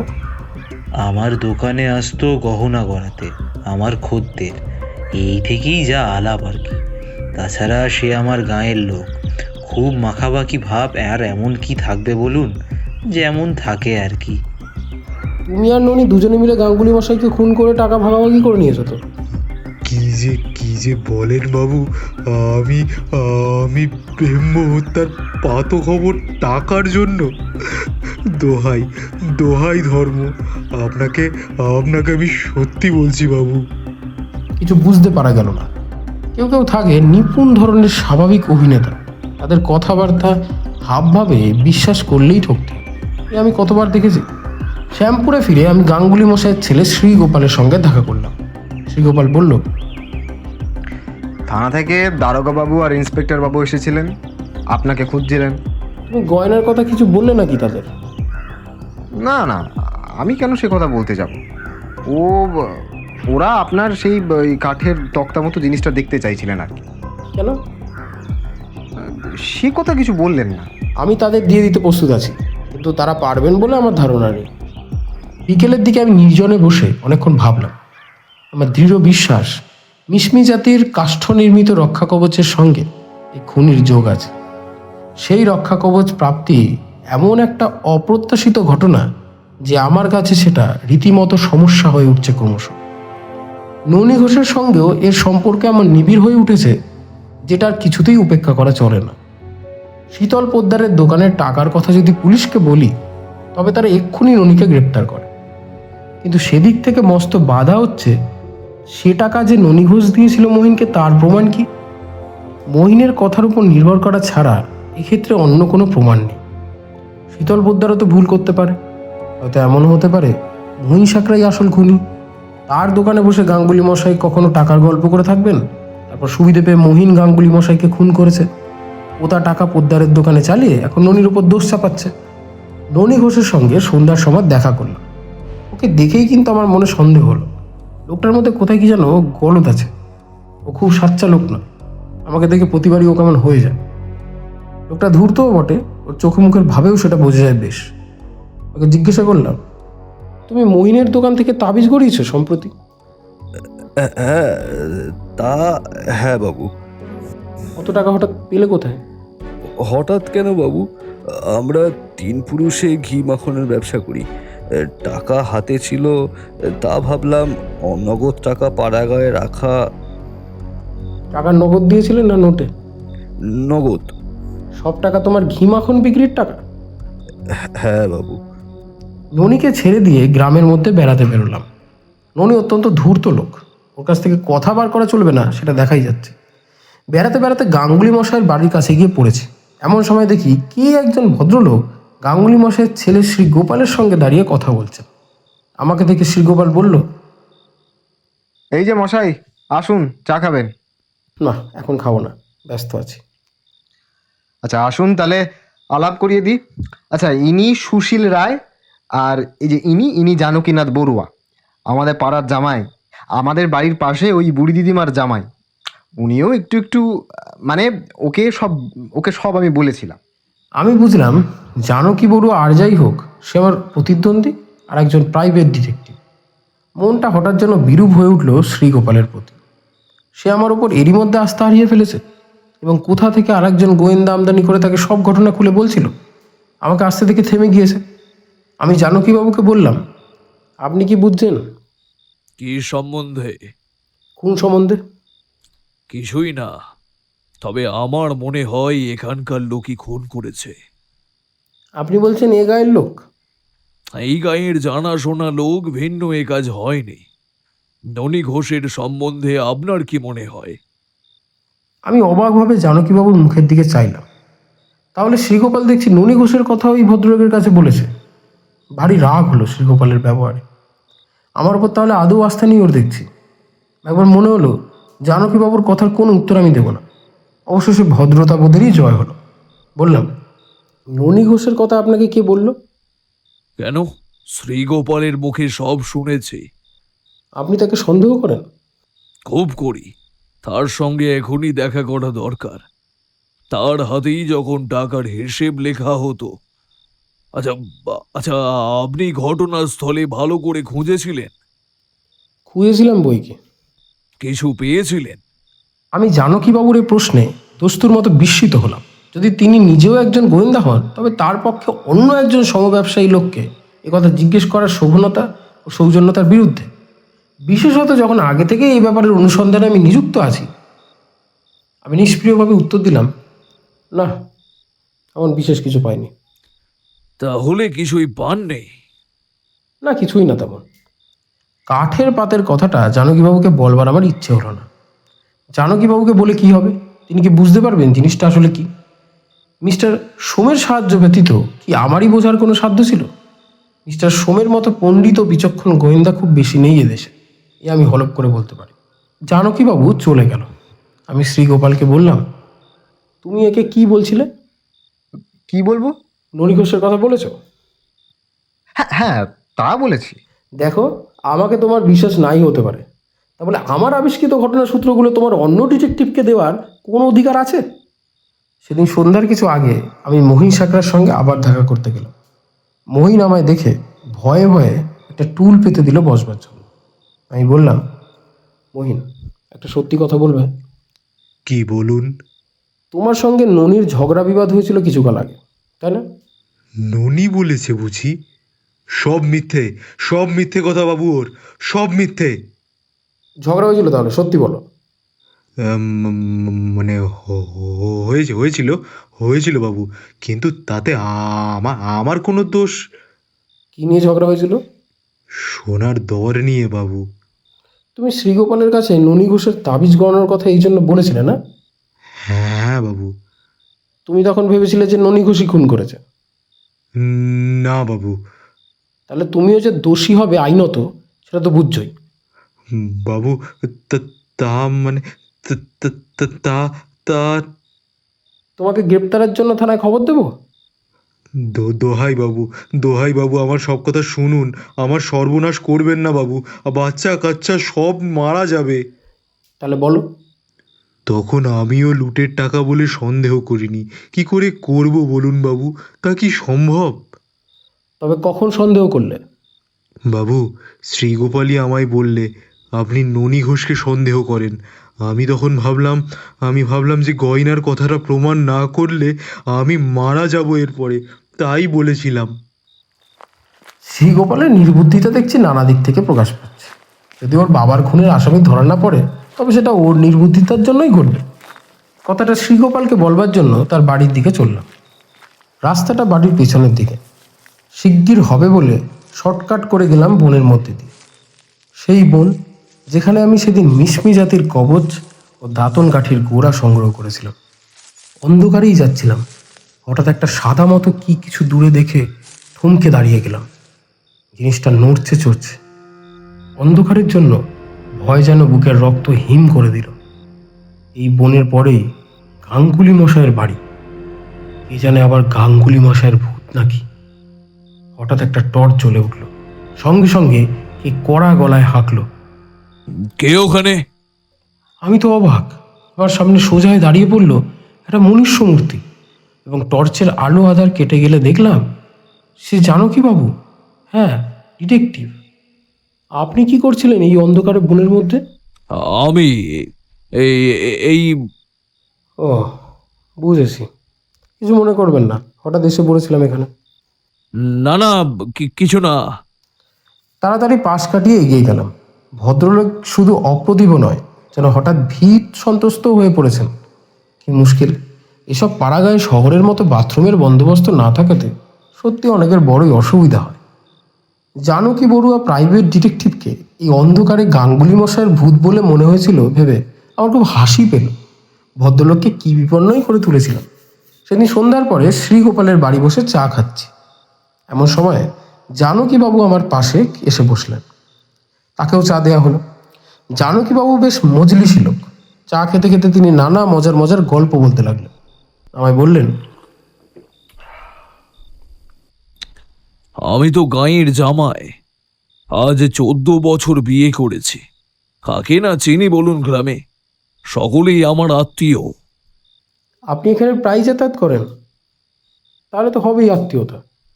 আমার স্ত্রী মারা গিয়েছে আজ বছর 3।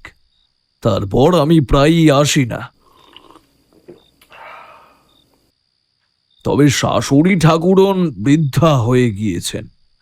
আমার আসার জন্য চিঠি লেখেন, না এসে পারি নে যে। ছেলেপুলে কই আপনার? একটি ছেলে হয়েছিল, মারা গিয়েছে। এখন আর কিছুই নেই। হঠাৎ জানকীবাবু আমার মুখের দিকে চেয়ে আমায় জিজ্ঞেস করলেন, আচ্ছা, গাঙ্গুলি মশাইয়ের খুন সম্বন্ধে পুলিশ কোনো সূত্র পেয়েছে বলে আপনার কি মনে হয়? কেন বলুন তো? গাঙ্গুলি মশাই আমার শ্বশুরের সমান ছিলেন, বড় স্নেহ করতেন আমায়। তার খুনের ব্যাপারে একটা কিনারা না হওয়া পর্যন্ত আমার মনে শান্তি নেই। আমার মনে কোনো অহংকার নেই মশাই।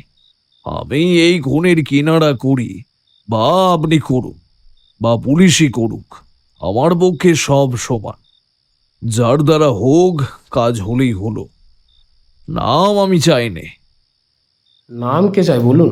আমিও নয়। তবে আসুন না, আমরা মিলেমিশে কাজ করি। পুলিশকেও বলুন। পুলিশ তো খুব রাজি, তারা তো এতে খুব খুশি হবে। বেশ, তবে কাল থেকে। আমার কোনো আপত্তি নেই। আচ্ছা, প্রথম কথা, আপনি কোনো কিছু সূত্র পেয়েছেন কিনা আমায় বলুন। আমি যা পেয়েছি আপনাকে বলি। আমি এখানে এখন বলবো না, পরে আপনাকে জানাবো। ননী ঘোষের ব্যাপারটা আপনি কি মনে করেন? সেদিন তো আপনাকে বলেছি ওকে আমার সন্দেহ হয়। আপনি ওকে সন্দেহ করেন? নিশ্চয়ই করি। আপনি ওর বিরুদ্ধে কোনো প্রমাণ পেয়েছেন? সেই গহনা ব্যাপারটাই তোর বিরুদ্ধে একটা মস্ত বড় প্রমাণ। তা আমারও মনে হয়েছে, কিন্তু ওর মধ্যে গোলমালও যথেষ্ট। মহিন সাগরাকে নিয়ে তো আমি মহিনকে সন্দেহ করি নে। কেন বলুন তো? মহিন তো খাতা লিখত না গাঙ্গুলি মশাইয়ের। ভেবে দেখুন কথাটা। সেসব আমিও ভেবেছি, তাতেও জিনিসটা পরিষ্কার হয় না। চলুন না, দুজনে একবার ননির কাছে যাই। তার কাছে আমি গিয়েছিলাম, তাতে কোনো ফল হবে না। হিসেবের খাতাখানা কোথায়? পুলিশের জিম্মায়। আপনি ভালো করে দেখেছেন খাতাখানা? দেখেছি বলেই তো ননিকে জড়াতে পারেনি ভালো করে। কেন? শুধু ননির হাতের লেখা নয়, আরও অনেকের হাতের লেখা তাতে আছে। কার কার? জানকীবাবু ব্যর্থভাবে প্রশ্নটা করে আমার মুখের দিকে যেন উৎকণ্ঠিত আগ্রহে উত্তরের প্রতীক্ষায় চেয়ে রইলেন। আমার মৃত মুসলমান ভদ্রলোকটির ও স্কুলের ছাত্রটির কথা তাকে বললাম।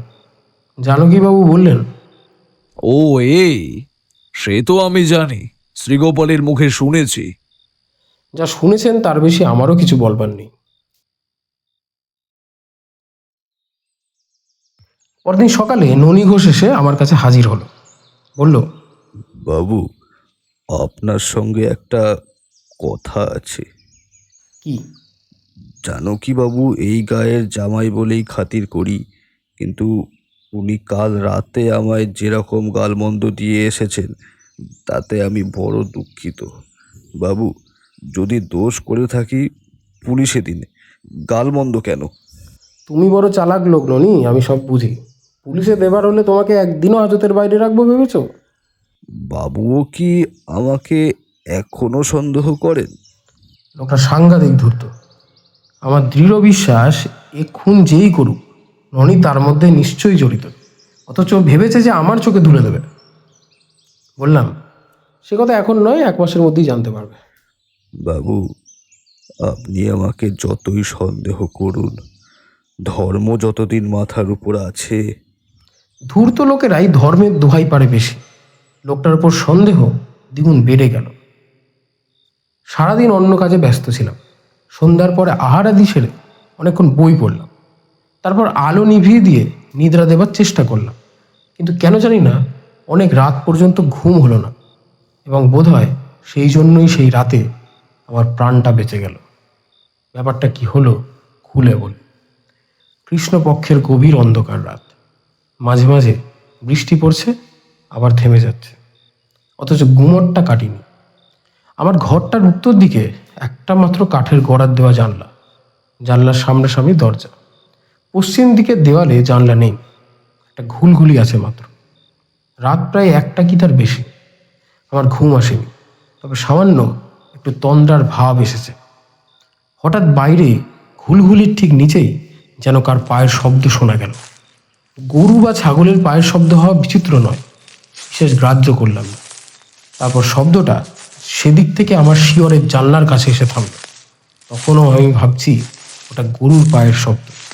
এমন সময় আমার বিস্মিত দৃষ্টির সামনে দিয়ে অস্পষ্ট অন্ধকারের মধ্যে কার একটা সুদীর্ঘ হাত একেবারে আমার বুকের কাছে, ঠিক বুকের ওপর এসে পৌঁছালো। হাতে ধারালো একখানা ছুরি, অন্ধকারেও যেন ঝকঝক করছে। ততক্ষণে আমার বিস্ময়ের প্রথম মুহূর্ত কেটে গিয়েছে। আমি তাড়াতাড়ি পাশমোড়া দিয়ে ছুরি সমেত হাতখানা ধরতে গিয়ে মুহূর্তের জন্য একটা বাঁশের লাঠিকে চেপে ধরলাম। তারা শয়তান! পরক্ষণেই কি এক জোর ঝটকায় লাঠিখানা আমার হাত থেকে ছিনিয়ে নিল। সঙ্গে সঙ্গে ছোড়া তীক্ষ্ণ অগ্রভাগের আঘাতে আমার হাতের কবজি ও বুকের খানিকটা চিরে রক্তারক্তি হয়ে গেল।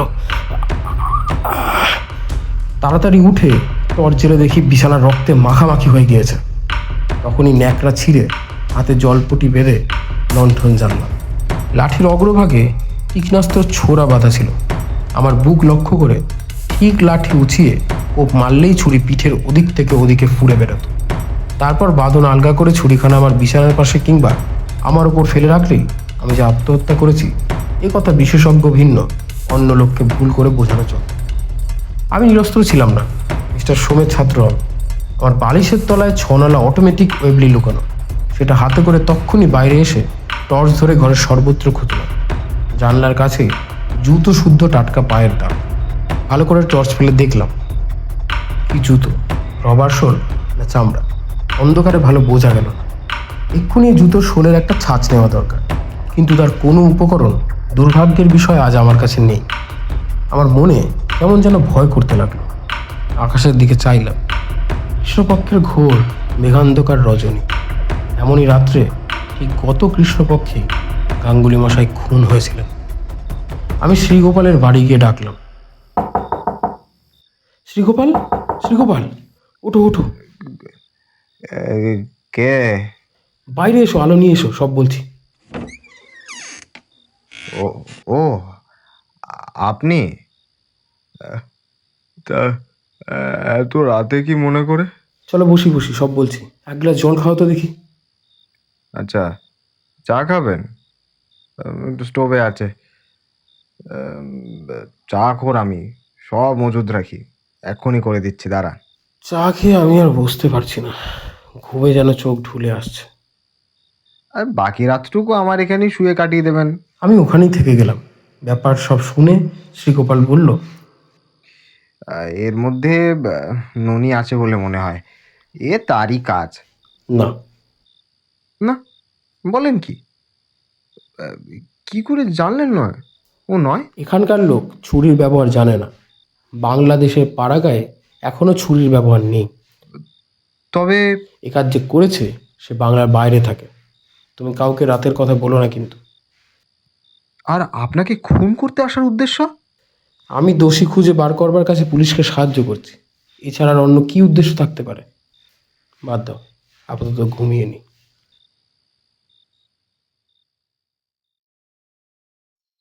ভোর হলো। আমি উঠে আমার ঘরে চলে গেলাম।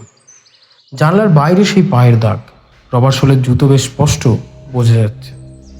কত নম্বরের জুতো তাও জানা গেল। বিকেলে আমি ভাবলাম একবার মামার বাড়ি যাব। এই গ্রামে ডাক্তার নেই ভালো। মামার বাড়ি গিয়ে আমার ক্ষতস্থানটা দেখিয়ে ওষুধ নিয়ে আসবো।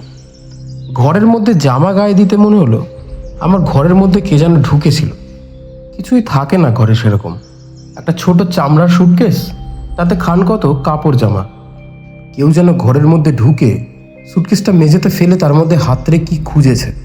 কাপড় জামা বা একটা মানিব্যাগে গোটা 2 টাকা ছিল যেগুলি ছোঁয়নি। বালিশের তলা, এমনকি তোষকটার তলা পর্যন্ত খুঁজেছে। আমি প্রথমটা ভাবলাম এ কোনো ছিচকে চোরের কাজ, কিন্তু চোর টাকা নেয়নি। তবে কি রিভলভারটা চুরি করতে এসেছিল? সেটা আমার পকেটেই আছে অবশ্যই, সে উদ্দেশ্য থাকা বিচিত্র নয়। জানকীবাবুকে ডেকে সব কথা বললাম। জানকীবাবু শুনে বললেন, চলুন জায়গাটা একবার দেখে আসি। ঘরে ঢুকে আমরা সব দিক ভালো করে খুঁজে দেখলাম, সব ঠিক আছে। জানকীবাবু আমার চেয়েও ভালো করে খুঁজলেন, তিনিও কিছু বুঝতে পেরেছেন বলে মনে হলো না। বললাম, কিছু দেখলেন? টাকা কড়ি কিছু যায়নি? কিছুই না। আর কোনো জিনিস আপনার ঘরে ছিল? কিরকম জিনিসের কথা বলছেন বলুন তো? অন্য কোনো দরকারি মানে মূল্যবান? এখানে আর মূল্যবান জিনিস কি থাকবে? তাই তো। হঠাৎ আমার একটা কথা মনে পড়ল। মিশমিদের সেই কবচ আর দাঁতন কাঠির টুকরোটা আমি এই ঘরে কাল পর্যন্ত রেখেছিলাম, কিন্তু কাল কি মনে করে শ্রীগোপালের বাড়ি যাওয়ার সময় সেই জিনিস দুটো আমি পকেটে করে নিয়ে গিয়েছিলাম।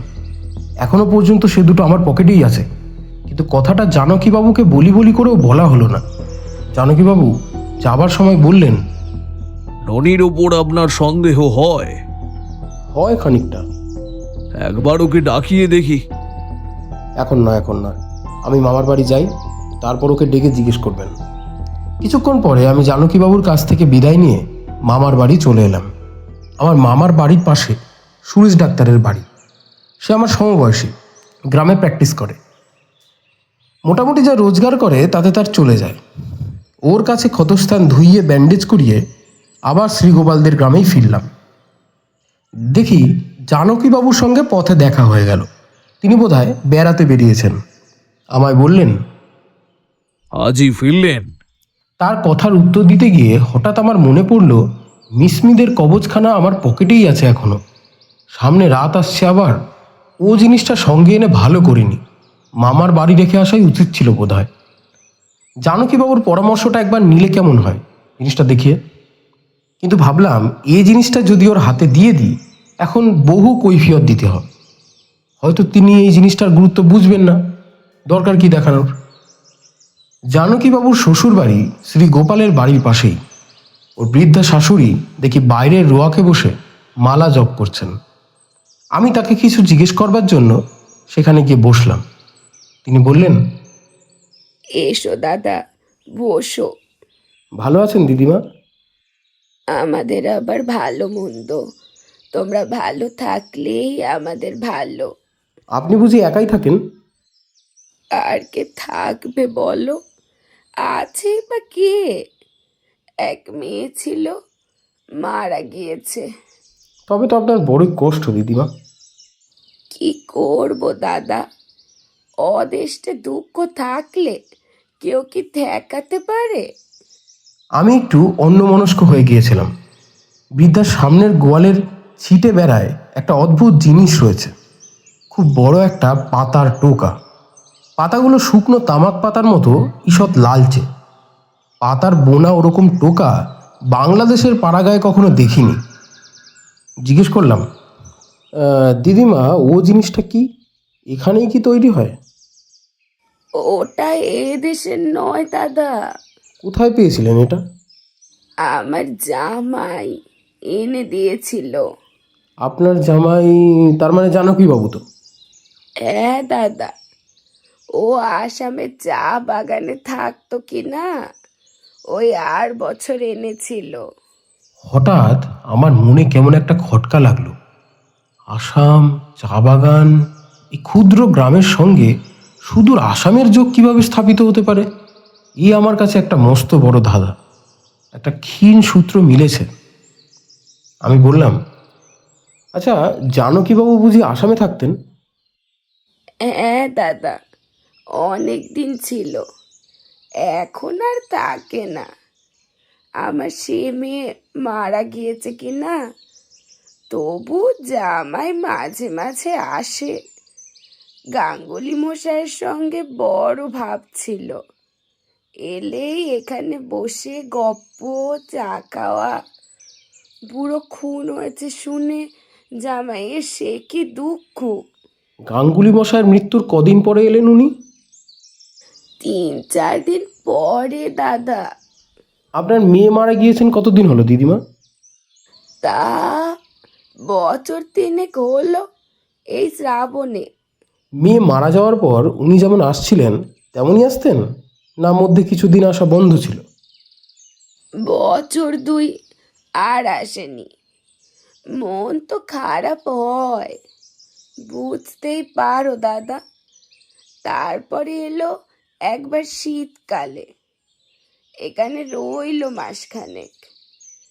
বেশ মন লেগে গেল, সেই থেকে প্রায়ই আসে। আমি বৃদ্ধার কাছ থেকে বিদায় নিলাম। সেদিন আর কোথাও বেরোলাম না। পরদিন সকালে উঠে স্থির করলাম একবার থানার দারোগাবাবুর সঙ্গে দেখা করা দরকার। পথেই জানকীবাবুর সঙ্গে আবার দেখা হয়ে গেল। আমায় জিজ্ঞেস করলেন, এই যে বেড়াচ্ছেন বুঝি? চলুন ঘুরে আসা যাক একটু, আপত্তি আছে? হ্যাঁ হ্যাঁ, চলুন না যাই। আচ্ছা জানকীবাবু, আপনি মন্ত্রতন্ত্রে বিশ্বাস করেন? হ্যাঁ, খানিকটা করিও বটে, খানিকটা নাও বটে। কেন বলুন তো? আমার নিজেরও তো একেবারেই বিশ্বাস নেই, তাই বলছি। আপনি তো অনেক দেশ ঘুরেছেন, আপনার অভিজ্ঞতা আমার চেয়ে অনেক বেশি। দাঁড়ান, একটা দাঁতন ভেঙে নি সকালবেলাটা। তারপর তিনি আমার সামনে পথের ধারে একটা শেওড়া ডাল ঘুরিয়ে ভেঙে নিলেন দাঁতন কাঠির জন্য। আমার ভাবান্তর অতি অল্পক্ষণের জন্য। পরক্ষণেই আমি সামলে নিয়ে তার সঙ্গে সহজভাবে কথাবার্তা বলতে শুরু করলাম। ঘণ্টাখানেক পরে ঘুরে এসে আমি ভাঙা শেওড়া ডালটা ভালো করে লক্ষ্য করে দেখি সঙ্গে সেদিনকার সেই দাঁতন কাঠির শুকনো গোড়াটা এনেছিলাম। যে বিশেষ ভঙ্গিতে আগের গাছটা ভাঙা হয়েছে, এটাও অবিকল তেমনই ভঙ্গিতে ঘুরিয়ে ঘুরিয়ে ভাঙা, কোনো তফাৎ নেই। আমার মাথার মধ্যে ঝিমঝিম করছিল। আসাম, দাঁতন কাঠি, দুটো অতি সাধারণ অথচ অত্যন্ত অদ্ভুত সূত্র। জানকীবাবুর এখানে গত 1 বছর ধরে ঘন ঘন আসা যাওয়া, পত্নী বিয়োগ সত্ত্বেও শ্বশুরবাড়ি আসার তাগিদ, গাঙ্গুলি মশাইয়ের সঙ্গে বন্ধুত্ব। মিস্টার সোম একবার আমায় বলেছিলেন, অপরাধী বলে যাকে সন্দেহ করবে তখন তার পদমর্যাদা বা বাইরের ভদ্রতা, এমনকি সম্বন্ধ, সম্পর্কের ঘনিষ্ঠতা ইত্যাদিকে আদৌ আমল দেবে না। জানকীবাবুর সম্বন্ধে আমার গুরুতর সন্দেহ জাগল মনে। একটা সূত্র এবার অনুসন্ধান করা দরকার, অত্যন্ত দরকারি একটা সূত্র। সকালে উঠে গিয়ে দারোগার সঙ্গে দেখা করলাম থানায়। দারোগাবাবু আমায় দেখে বললেন, কি ব্যাপার, কোনো সন্ধান করা গেল? করে ফেলেছি প্রায়। এখন যে খাতার পাতাখানা আপনার কাছে আছে সেই খানা একবার দরকার। ব্যাপার কি মশাই, একটু খুলে বলুন তো। হাতের লেখা মেলানোর ব্যাপার আছে একটা। তা কার হাতের লেখা মেলাতে চাইছেন বলুন তো? গাঙ্গুলি মশাইয়ের খাতা লিখত যে কজন, তাদের সবার হাতের লেখা জানি, কেবল একটা হাতের লেখা ছিল অভাব, তাই না? হ্যাঁ, সে তো আমি আপনাকে বললাম। এখন সেই লোক কে হতে পারে তার একটা আন্দাজ করে ফেলেছি। তার হাতের লেখার সঙ্গে এখন সেই পাতার লেখাটা মিলিয়ে দেখতে হবে। তা যে লোকটাকে আপনি সন্দেহ করছেন তার বর্তমান হাতের লেখা কি জোগাড় করতে পেরেছেন? জোগাড় করতে চেষ্টা করছি। যদি মেলে আমি সন্দেহক্রমে তাকে পুলিশে ধরিয়ে দেব। বাকিটুকু কিন্তু আপনাদের হাতে। সেই সব নিয়ে আপনি ভাববেন না মশাই। যদি আপনার সংগৃহীত প্রমাণের জোর থাকে তবে বাকি সব কিছু আমিই করে নেব। আমি গ্রামে ফিরে একদিনও চুপ করে বসে রইলাম না। এসব ব্যাপারে দেরি করতে নেই, করলেই ঠকতে হয়। জানকীবাবুর শাশুড়ির সঙ্গে দেখা করলাম। শুনলাম জানকীবাবু মাছ ধরতে গিয়েছেন কোথাকার পুকুরে, আর মাত্র 2-3 দিন তিনি এখানে আসেন। এই 2 দিনের মধ্যেই সব বন্দোবস্ত করে ফেলতে হবে। আমি বললাম, দিদিমা, জানকীবাবু আপনাকে কিছু কিছু টাকা পাঠান শুনলাম। না দাদা, ও কথা কার কাছে শুনেছ? জামাই তেমন লোকই নয়, পাঠান না। আরও উল্টে নেয় ছাড়া দেয় না। মেয়ে থাকতে তবুও যা দিত, এখন একেবারে উপর হাতটি করে না কোনোদিন। চিঠিপত্র দিয়ে খোঁজ খবর তো নেন। তাও কখনো কখনো লেখে। বছরে একবার বিজয়ার প্রণাম জানিয়ে একখানা লেখে। খাম না পোস্ট কার্ড? রেজিস্টারি চিঠি। তুমিও যেমন দাদা, মেয়ে বেঁচে না থাকলেই জামাই পর হয়ে যায়, তার ওপর কি কোনো দাবি থাকে দাদা? 2 লাইন লিখে সেরে দেয়। কই দেখি আছে নাকি চিঠি? ওই চালের বস্তায় গোজা আছে, দেখো না। খুঁজে খুঁজে নাম দেখে একখানা পুরনো পোস্ট কার্ড চালের বস্তা থেকে বের করে বৃদ্ধাকে পড়ে শোনালাম। বৃদ্ধা বললেন, ওই চিঠি দাদা। আরও 2-1টা কথা বলে চিঠিখানা নিয়ে চলে এলাম সঙ্গে করে। জানকীবাবু যদি এই কথা এখন শুনতেও পান যে তার লেখা চিঠি সঙ্গে করে নিয়ে এসেছি, তাতেও আমার কোনো ক্ষতির কারণ নেই। থানায় দারোগার সামনে বসে হাতের লেখা দুটো মেলানো হলো। অদ্ভুত ধরনের মিল। 2-1টা অক্ষর লেখার বিশেষ ভঙ্গিটা উভয় হাতের লেখাতেই একই রকম। দারোগাবাবু বললেন, তবুও একজন বিশেষজ্ঞের মত নেওয়া দরকার নয় কি? সে তো কোর্টে প্রমাণের সময়, এখনও সব দরকার নেই। আপনি সন্দেহভাজন হিসেবে চালান দিন। কিন্তু আমায় অন্য কারণগুলোও সব বলুন। একে একে সব বলবো, তার আগে একবার কলকাতায় যাওয়াটা দরকার। মিস্টার সোমের সঙ্গে দেখা করলাম কলকাতায়। সব বললাম তাকে খুলে। তিনি বললেন, একটা কথা বলি, তোমাদের সাক্ষী সাবুত প্রমাণ সূত্রাদির চেয়েও একটা বড় জিনিস আছে। এটা সূত্র ধরে অপরাধী বের করতে বড় সাহায্য করে। অন্তত আমায় তো অনেকবার যথেষ্ট সাহায্য করেছে। সেটা হলো অঙ্কশাস্ত্র, অঙ্ক। চান্সের আঁক কষে বোঝা যায় যে একজন লোক যে আসামে থাকে বলবে, অথচ দাঁতন করবে, অথচ তার হাতের লেখার সঙ্গে যাকে সন্দেহ করা হচ্ছে তার হাতের লেখার হুবহু মিল থাকবে। এ ধরনের ব্যাপার হয়তো 3000-এর মধ্যে একটা ঘটে। এক্ষেত্রে যে সেরকম ঘটেছে এমন মনে করবার কোনো কারণ নেই। সুতরাং ধরে নিতে হবে ও সেই লোকই। সেদিন কলকাতা থেকে চলে এলাম। আসবার সময় একবার থানার দারোগাবাবুর সঙ্গে দেখা করলাম। তিনি বললেন, আপনি লোক পাঠালেই আমি সব ব্যবস্থা করব। ওয়ারেন্ট বার হয়েছে? এখনও হস্তগত হয়নি, তবে আশা করছি আজকালের মধ্যেই পেয়ে যাব। গ্রামে ফিরে 2-3 দিন চুপচাপ বসে রইলাম শ্রীগোপালের বাড়িতে। খবর নিয়ে জানলাম জানকীবাবু 2-1 দিনের মধ্যেই এখান থেকে চলে যাবেন। থানার দারোগার কাছে চিঠি দিয়ে আসতে বলে দিলাম। পকেটে মিসমিদের কবজখানা রেখে আমি জানকীবাবুর সন্ধানে ফিরতে থাকি এবং একটু পরে পেয়েও যাই। জানকীবাবুকে কৌশল করে নির্জনে গায়ের মাঠের দিকে নিয়ে গেলাম। আজ একবার শেষ পরীক্ষা করে দেখতে হবে, হয় এসপার নয় ওসপার। জানকীবাবু বললেন, আচ্ছা, আপনার কাজ কত দূর এগোলো? দূর 1 পাও না। আপনি কি বলেন? আমি তো ভাবছি ননির সম্বন্ধে থানায় গিয়ে বলবো। সন্দেহের কারণ পেয়েছেন? না পেলে কি আর বলছি। আচ্ছা জানকীবাবু, আপনি বুঝি আসামি ছিলেন? কে বললে? আমি শুনলাম যেন সেদিনকার মুখে। না, আমি কখনো আসামে ছিলাম না। যিনি বলেছেন তিনি জানেন না। আমার মনে ভীষণ সন্দেহ হল। জানকীবাবু এ কথা বলতে চান না কেন?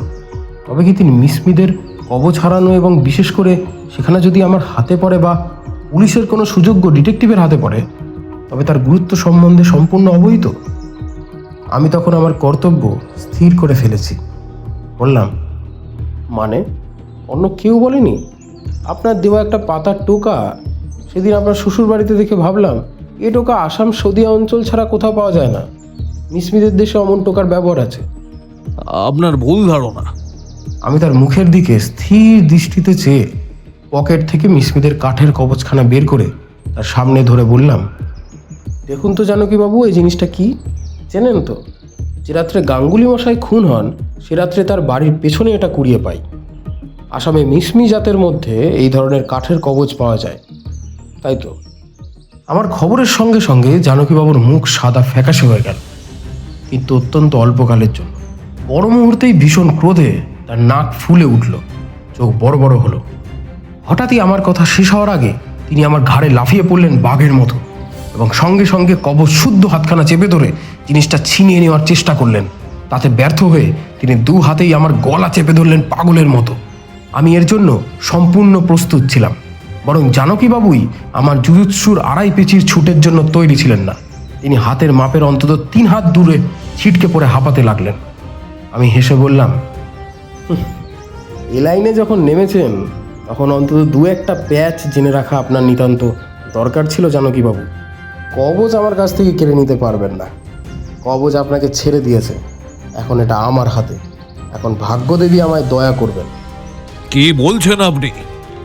এ কথার জবাব দেবেন অন্য জায়গায়। দাঁড়ান একটু এখানে। দয়া করে একটু এগিয়ে আসুন জানকীবাবু। খুনের অপরাধে আপনাকে আমি গ্রেপ্তার করলাম। এই কনস্টেবল, হাতকড়ি লাগাও। কনস্টেবলরা এগিয়ে গিয়ে জানকীবাবুর হাতে হাতকড়ি লাগালো। জানকীবাবু কি যেন বলতে চাইলেন। দারোগাবাবু বললেন, আপনি এখন যা কিছুই বলবেন তা সবই আপনার বিরুদ্ধে প্রয়োগ করা হবে, তাই বুঝে সুঝে কথা বলবেন। জানকীবাবুর বিরুদ্ধে পুলিশ আরও অনেক প্রমাণ সংগ্রহ করল। গাঙ্গুলি মশাই খুন হওয়ার 5 দিনের মধ্যে তিনি জেলার লোন অফিস ব্যাংকে 950 টাকা জমা রেখেছেন। পুলিশের থানা তল্লাশিতে তার কাগজ বার হয়ে পড়ল। তারপর বিচারে জানকীবাবুর যাবজ্জীবন দ্বীপান্তরের আদেশ হলো। একটা বিষয়ে আমার আগ্রহ ছিল জানবার। জানকীবাবুর সঙ্গে আমি জেলের মধ্যে দেখা করলাম, তখন তার প্রতি দণ্ডাদেশ হয়ে গিয়েছে। আমাকে দেখে জানকীবাবু ভ্রু কুঞ্চিত করলেন। আমি জিজ্ঞেস করলাম, কেমন আছেন জানকীবাবু? ধন্যবাদ, কোনো কথা আপনাকে জিজ্ঞাসা করতে হবে না। একটু বেশি রাগ করেছেন বলে মনে হচ্ছে, কিন্তু আমায় কর্তব্য পালন করতে হয়েছে, তা বুঝতেই পারছেন। থাক, ওতেই হবে। দেখুন জানকীবাবু, মনের অগোচরে পাপ নেই। আপনি খুব ভালোভাবেই জানেন আপনি কতদূর হীন কাজ করেছেন। একজন অসহায় সরল বৃদ্ধ ব্রাহ্মণ, যিনি আপনাকে গায়ের জামাই জেনে আপনার প্রতি আত্মীয়ের মতো, এমনকি আপনার শ্বশুরের মতো ব্যবহার করতেন, আপনাকে সম্পূর্ণ বিশ্বাস করে তার টাকা কড়ির হিসেব আপনাকে দিয়ে লেখাতেন, তাকে আপনি খুন করেছেন। পরকালের জবাবদিহি দিতে হবে যখন, তখন কি করবেন ভাবলেন না একবার? মশাই, আপনাকে বাদ্রি সাহেবের মতো লেকচার দিতে হবে না। আপনি যদি এখনই এখান থেকে না যান, আমি ওয়ার্ডারকে ডেকে আপনাকে তাড়িয়ে দেব। বিরক্ত করবেন না। লোকটা দেখি সত্যি অত্যন্ত কঠোর প্রকৃতির। নররক্তে হাত কলুষিত করেছে, অথচ এখনও মনে অনুতাপের অঙ্কুর পর্যন্ত জাগেনি ওর। আমি বললাম, আচ্ছা আপনি সংসারে একা, ছেলেপুলে নেই, স্ত্রী নেই, তারা স্বর্গে গিয়েছেন, কিন্তু আপনার এই কাজ স্বর্গ থেকে কি তারা দেখবেন না আপনি ভেবেছেন? তাদের কাছে মুখ দেখাবেন কি করে? জানকীবাবু চুপ করে রইলেন। আমি ভাবলাম ওষুধে ধরেছে।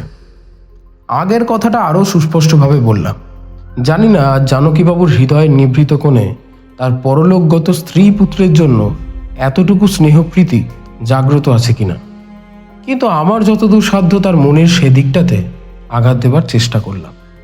বহুদিনের মূর্ছে পড়া হৃদয়ের দোর যদি এতটুকু খোলে। বললাম, ভেবে দেখুন জানকীবাবু, আপনার কাছে কত পবিত্র স্মৃতির আধার হওয়া উচিত। সেই গ্রামে বসে আপনি নরহত্যা করেছেন। এই যে কত পাপের কাজ, তা যদি আজও বোঝেন, তবুও অনুতাপের আগুনে হৃদয় শুদ্ধ হয়ে যেতে পারে। অনুতাপে মানুষকে নিষ্পাপ করে, মহাপুরুষেরা বলেছেন। আপনি বিশ্বাস করুন বা নাই করুন, মহাপুরুষদের বাণী তা বলে মিথ্যে হয়ে যাবে না। জানকীবাবু আমার দিকে অদ্ভুত দৃষ্টিতে চেয়ে বললেন, মশাই, আপনি কি কাজ করেন? এই কি আপনার পেশা? খারাপ পেশা নয় তা স্বীকার করবেন বোধহয়। খারাপ আর কি? দোষীকে প্রায়শ্চিত্ত করবার সুবিধা করে দিই, যাতে তার পরকালে ভালো হয়। আচ্ছা, এ আপনি মনে প্রাণে বিশ্বাস করেন? নিশ্চয়ই করি। তবে শুনুন বলি, বসুন। বেশ বলুন। আমার দ্বারাই এ কাজ হয়েছে। অর্থাৎ গাঙ্গুলি মশাইকে আপনি... ও কথা আর বলবেন না। বেশ, কেন করলেন? সে অনেক কথা, আমার উপায় ছিল না। কেন? আমি ব্যবসা করতাম শুনেছেন তো, ব্যবসা ফেল পড়ে কপরদক শূন্য হয়ে পড়েছিলাম। চারিদিকে দেনা, লোভ সামলাতে পারছিলাম না। ধুর, আপনার সান্ত্বনা আপনার কাছে, কিন্তু এটা লাকসই কৈফিয়ত হলো না। আমি তা জানি, দুর্বল মন আমাদের, কিন্তু আপনাকে একটা কথা জিজ্ঞাসা করতে বড় ইচ্ছে হয়। স্বচ্ছন্দে বলুন।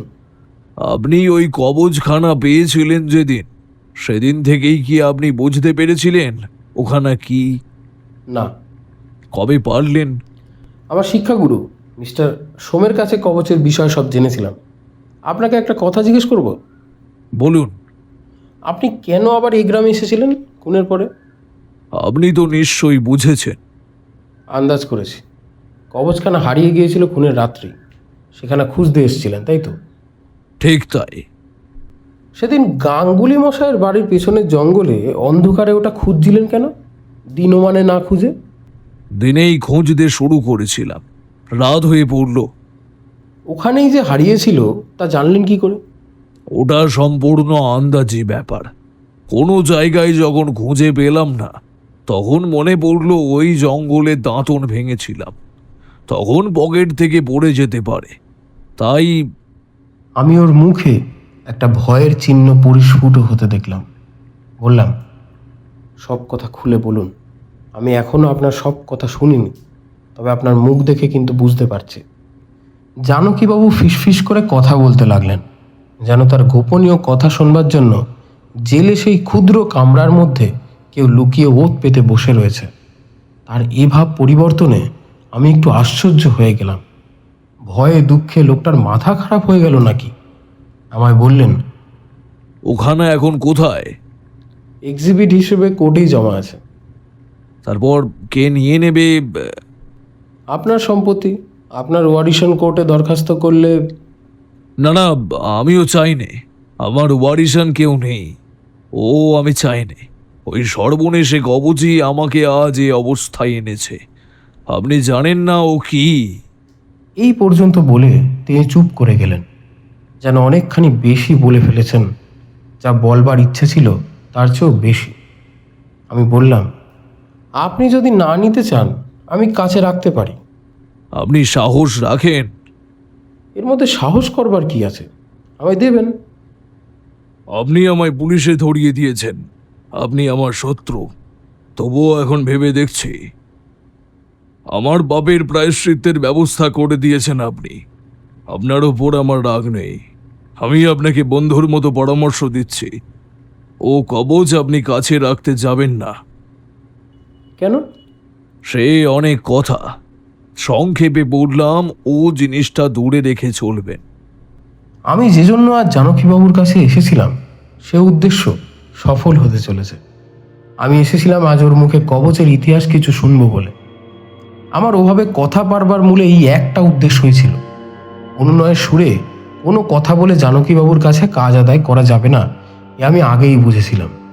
সুতরাং আমি তাচ্ছিল্যের সুরেই বললাম, আমার কোনো কুসংস্কার নেই। কুসংস্কার কাকে বলেন আপনি? আপনার মতো এইসব মন্ত্রতন্ত্র কবচে বিশ্বাস, ওর নাম যদি কুসংস্কার না হয় তবে কুসংস্কার আর কাকে বলবো? আপনি হয়তো ভালো ডিটেকটিভ হতে পারেন, কিন্তু দুনিয়ার সব জিনিসই তা বলে আপনি জানবেন? আমার শিক্ষাগুরু একজন আছেন, তার বাড়িতে ওরকম একখানা কবচ আছে। কে তিনি? মিস্টার সোম, বিখ্যাত প্রাইভেট ডিটেকটিভ। যিনি হন আমার তা জানবার দরকার নেই। একটা কথা আপনাকে বলি, যদি আপনি তার মঙ্গলাকাঙ্ক্ষী হন তবে অবিলম্বে তাকে বলবেন সেখানা গঙ্গার জলে ভাসিয়ে দিতে। কতদিন থেকে তার সঙ্গে সেখানা আছে জানেন? তা জানি নে, তবে খুব অল্প দিনও নয়, 2-3 বছর হবে। তা আমার সঙ্গে এই কবচ আছে 7 বছর, কিন্তু থাকবে। বলেই জানকীবাবু চুপ করলেন, আর যেন তিনি মুখই খুলবেন না। আমি বললাম, বলুন কি বলতে চাইছিলেন? অন্য কিছু নয়, ও কবচখানা আপনি আপনার গুরুকে টান মেরে ভাসিয়ে দিতে বলবেন, আর আপনিও কাছে রাখবেন না। আমি তো বললাম আমার কোনো কুসংস্কার নেই। অভিজ্ঞতা দ্বারা যা জেনেছি তাকে কুসংস্কার বলে মানতে রাজি নয়। বেশি তর্ক আপনার সঙ্গে করব না। আপনি থাকুন কি উচ্ছন্নে যান তাতে আমার কি। এই যে খানিক আগে বলছিলেন আমার ওপর আপনার কোনো রাগ নেই। ছিল না, কিন্তু আপনার নির্বুদ্ধিতা আর দেমাগ দেখে রাগ হয়ে পড়েছে। দিমাগ দেখলেন কোথায়? আপনি তো কোনো কারণ দেখাননি, শুধুই বলে যাচ্ছেন কবজ ফেলে দাও। আজকাল কোনো দেশে এসব মন্ত্রযন্ত্রে বিশ্বাস করে ভেবেছেন? এখানে কাঠের পাত মানুষের অনিষ্ট করতে পারে বলে আপনিও বিশ্বাস করেন? আমিও আগে ঠিক এই কথাই ভাবতাম, কিন্তু এখন আমি বুঝেছি এমন সময় যে যখন আর কোনো উপায় নেই। জিনিসটা কি খুলে বলুন না দয়া করে। ওই কবজই আমার এই সর্বনাশের কারণ। আমি বুঝেছিলাম এ সম্বন্ধে জানকীবাবু কি একটা কথা আমার কাছে চেপে যাচ্ছেন। আগে একবার বলতে গিয়েও বলেননি, হঠাৎ গুম খেয়ে চুপ করে গিয়ে অন্য কথা পেরেছিলেন। এবার হয়তো তার পুনরাবৃত্তি করবেন। সুতরাং আমি যেন তার আসল কথার অর্থ বুঝতে পারিনি এমন ভাব দেখিয়ে বললাম, তা বটে, একদিক থেকে দেখতে হলে ওই কবজখানাই তো আপনার বর্তমান অবস্থার জন্য দায়ী। আপনি কি বুঝেছেন বলুন তো, কিভাবে দায়ী? ওখানে না হারিয়ে গেলে তো আপনি কাজ ধরা পড়তেন না।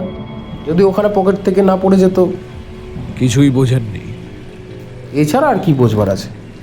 আজ যে আমি একজন খুনি তাও জানবেন ওই সর্বনেশে কবচের জন্য। কবচ যদি আমার কাছে না থাকতো তবে আজ আমি একজন মার্চেন্ট হতে পারতাম। ব্যবসাতে লোকসান হয়েছিল, কিন্তু ব্যবসা করতে গেলে লাভ লোকসান কার না হয়।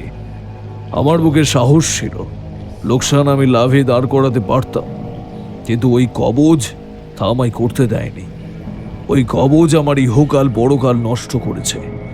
পরশুরামপুর তীর্থের নাম শুনেছেন? ঘন জঙ্গলের পাশে এই তীর্থটা পড়ে। ওখান থেকে আরো 70 মাইল দূরে ভীষণ দুর্গম বনের মধ্যে আমি জঙ্গল ইজারা নিয়ে পাটের ব্যবসা শুরু করি।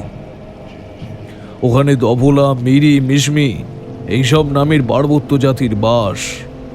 একদিন একটা বনের মধ্যে কলিদের নিয়ে ঢুকেছি। জায়গাটার একদিকে ঝর্ণা, একদিকে উঁচু পাহাড়, তার গায়ে ঘন বাঁশবন। ওদিকে প্রায় সব পাহাড়েই বাঁশবন অত্যন্ত বেশি। কখনো গিয়েছেন ওদিকে? সেই পাহাড়ি বাঁশবনে বন কাটবার জন্য ঢুকে তারা দেখলেন এক জায়গায় একটা বড় শাল গাছের নিচে আমাদের দেশের বৃষকাষ্ঠের মতো লম্বা ধরনের কাঠের খোদায় এক বিকট মূর্তি দেবতার বিগ্রহ। একজন কুলি বলল, বাবু, মিশমিদের অপদেবতার মূর্তি, ওদিকে যাবেন না। আমার সঙ্গে ক্যামেরা ছিল, শখ হলো মূর্তিটার ফটো নেব। কুলিরা বারণ করলেও তাদের কথায় কর্ণপাত না করে ক্যামেরা তেপাইয়ার ওপর দাঁড় করিয়েছি। এমন সময় একজন বৃদ্ধ মিশমি এসে তাদের ভাষায় কি বললে। কলি সে ভাষা জানতো। সে বলল, বাবু, ফটো কিন্তু নিও না, ও বারণ করছে। অন্য একজন কুলিও বললে, বাবু, এরা জবরদস্ত, সরকারকে পর্যন্ত মানে না। ওদের দেবতাকে অপমান করলে গা শুদ্ধ তীর্থলোক দিয়ে এসে হাজির হবে। আমাদের সবগুলোকে গাছের সঙ্গে বেঁধে কেলাবে। ওরা দুনিয়ার কাউকে ভয় করে না, কাল তোয়াক্কা করে না। ওদের দেবতার ফটো খিচুয়ার কোনো দরকার নেই। আমি ক্যামেরা বন্ধ করলাম। এতগুলি লোকের কথা ঢেলতে পারলাম না। তারপর নিজের কাজকর্ম সেরে যখন জঙ্গল থেকে ফিরলাম তখন আর একবার সেই দেবমূর্তি দেখবার আগ্রহ হল। সন্ধ্যার তখন বেশি দেরি নেই। পাহাড়ি বাঁশ বনের নিবিড় ছায়া, গহন পথে বন্য জন্তুদের অতর্কিত আক্রমণের ভয়, বেণুবন শীর্ষে ক্ষীণ সূর্যালোক ও পার্বত্য উপত্যকার নিস্তব্ধতা সকলের মনে একটা রহস্যের ভাব এনে দিয়েছে। কলিদের বারণ সত্ত্বেও সেখানে গেলাম। সেখানে গিয়ে দেখলাম কোনো সময় সেখানে একটি শিশু বলি দেওয়া হয়েছে। শিশুটির ধর ও মুন্ড পৃথক পৃথক পড়ে আছে কাঠে খোদাই বৃষকাষ্ঠ জাতীয় দেবতার পাদমূলে। অনেকটা জায়গা নিয়ে কাঁচা আধ শুকনো রক্ত। সেখানে সেদিন আর আমরা বেশিক্ষণ দাঁড়ালাম না। কিন্তু আবার পরের দিন সেখানে গিয়ে হাজির হলাম। কুলিদের মধ্যে একজন লোক আমায় যথেষ্ট নিষেধ করেছিল। সে বলেছিল, বাবু বাবু তুমি কলকাতার লোক, এসব দেশের গতি কিছু জানো না। জঙ্গলি দেবতা হলেও ওদের একটা শক্তি আছে। তা তোমাকে ওদের পথে নিয়ে যাবে, তোমার অনিষ্ট করবার চেষ্টা করবে। ওখানে অত যাতায়াত করো না বাবু। কেন যে সেখানে গেলাম, কিংবা হয়তো রক্তবিবাসু বড় বড় দেবতার শক্তি তাকে সেখানে যাবার প্ররোচনা দিয়েছিল, কে জানে।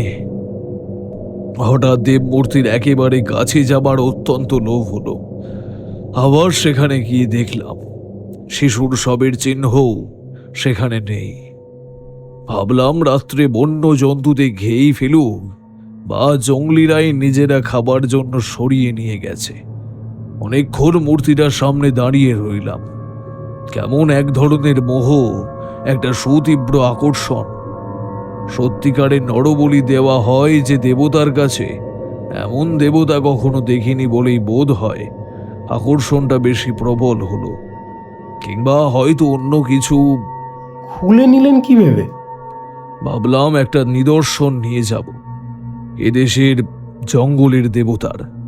আমাদের দেশের 5 জনের কাছে দেখাবো।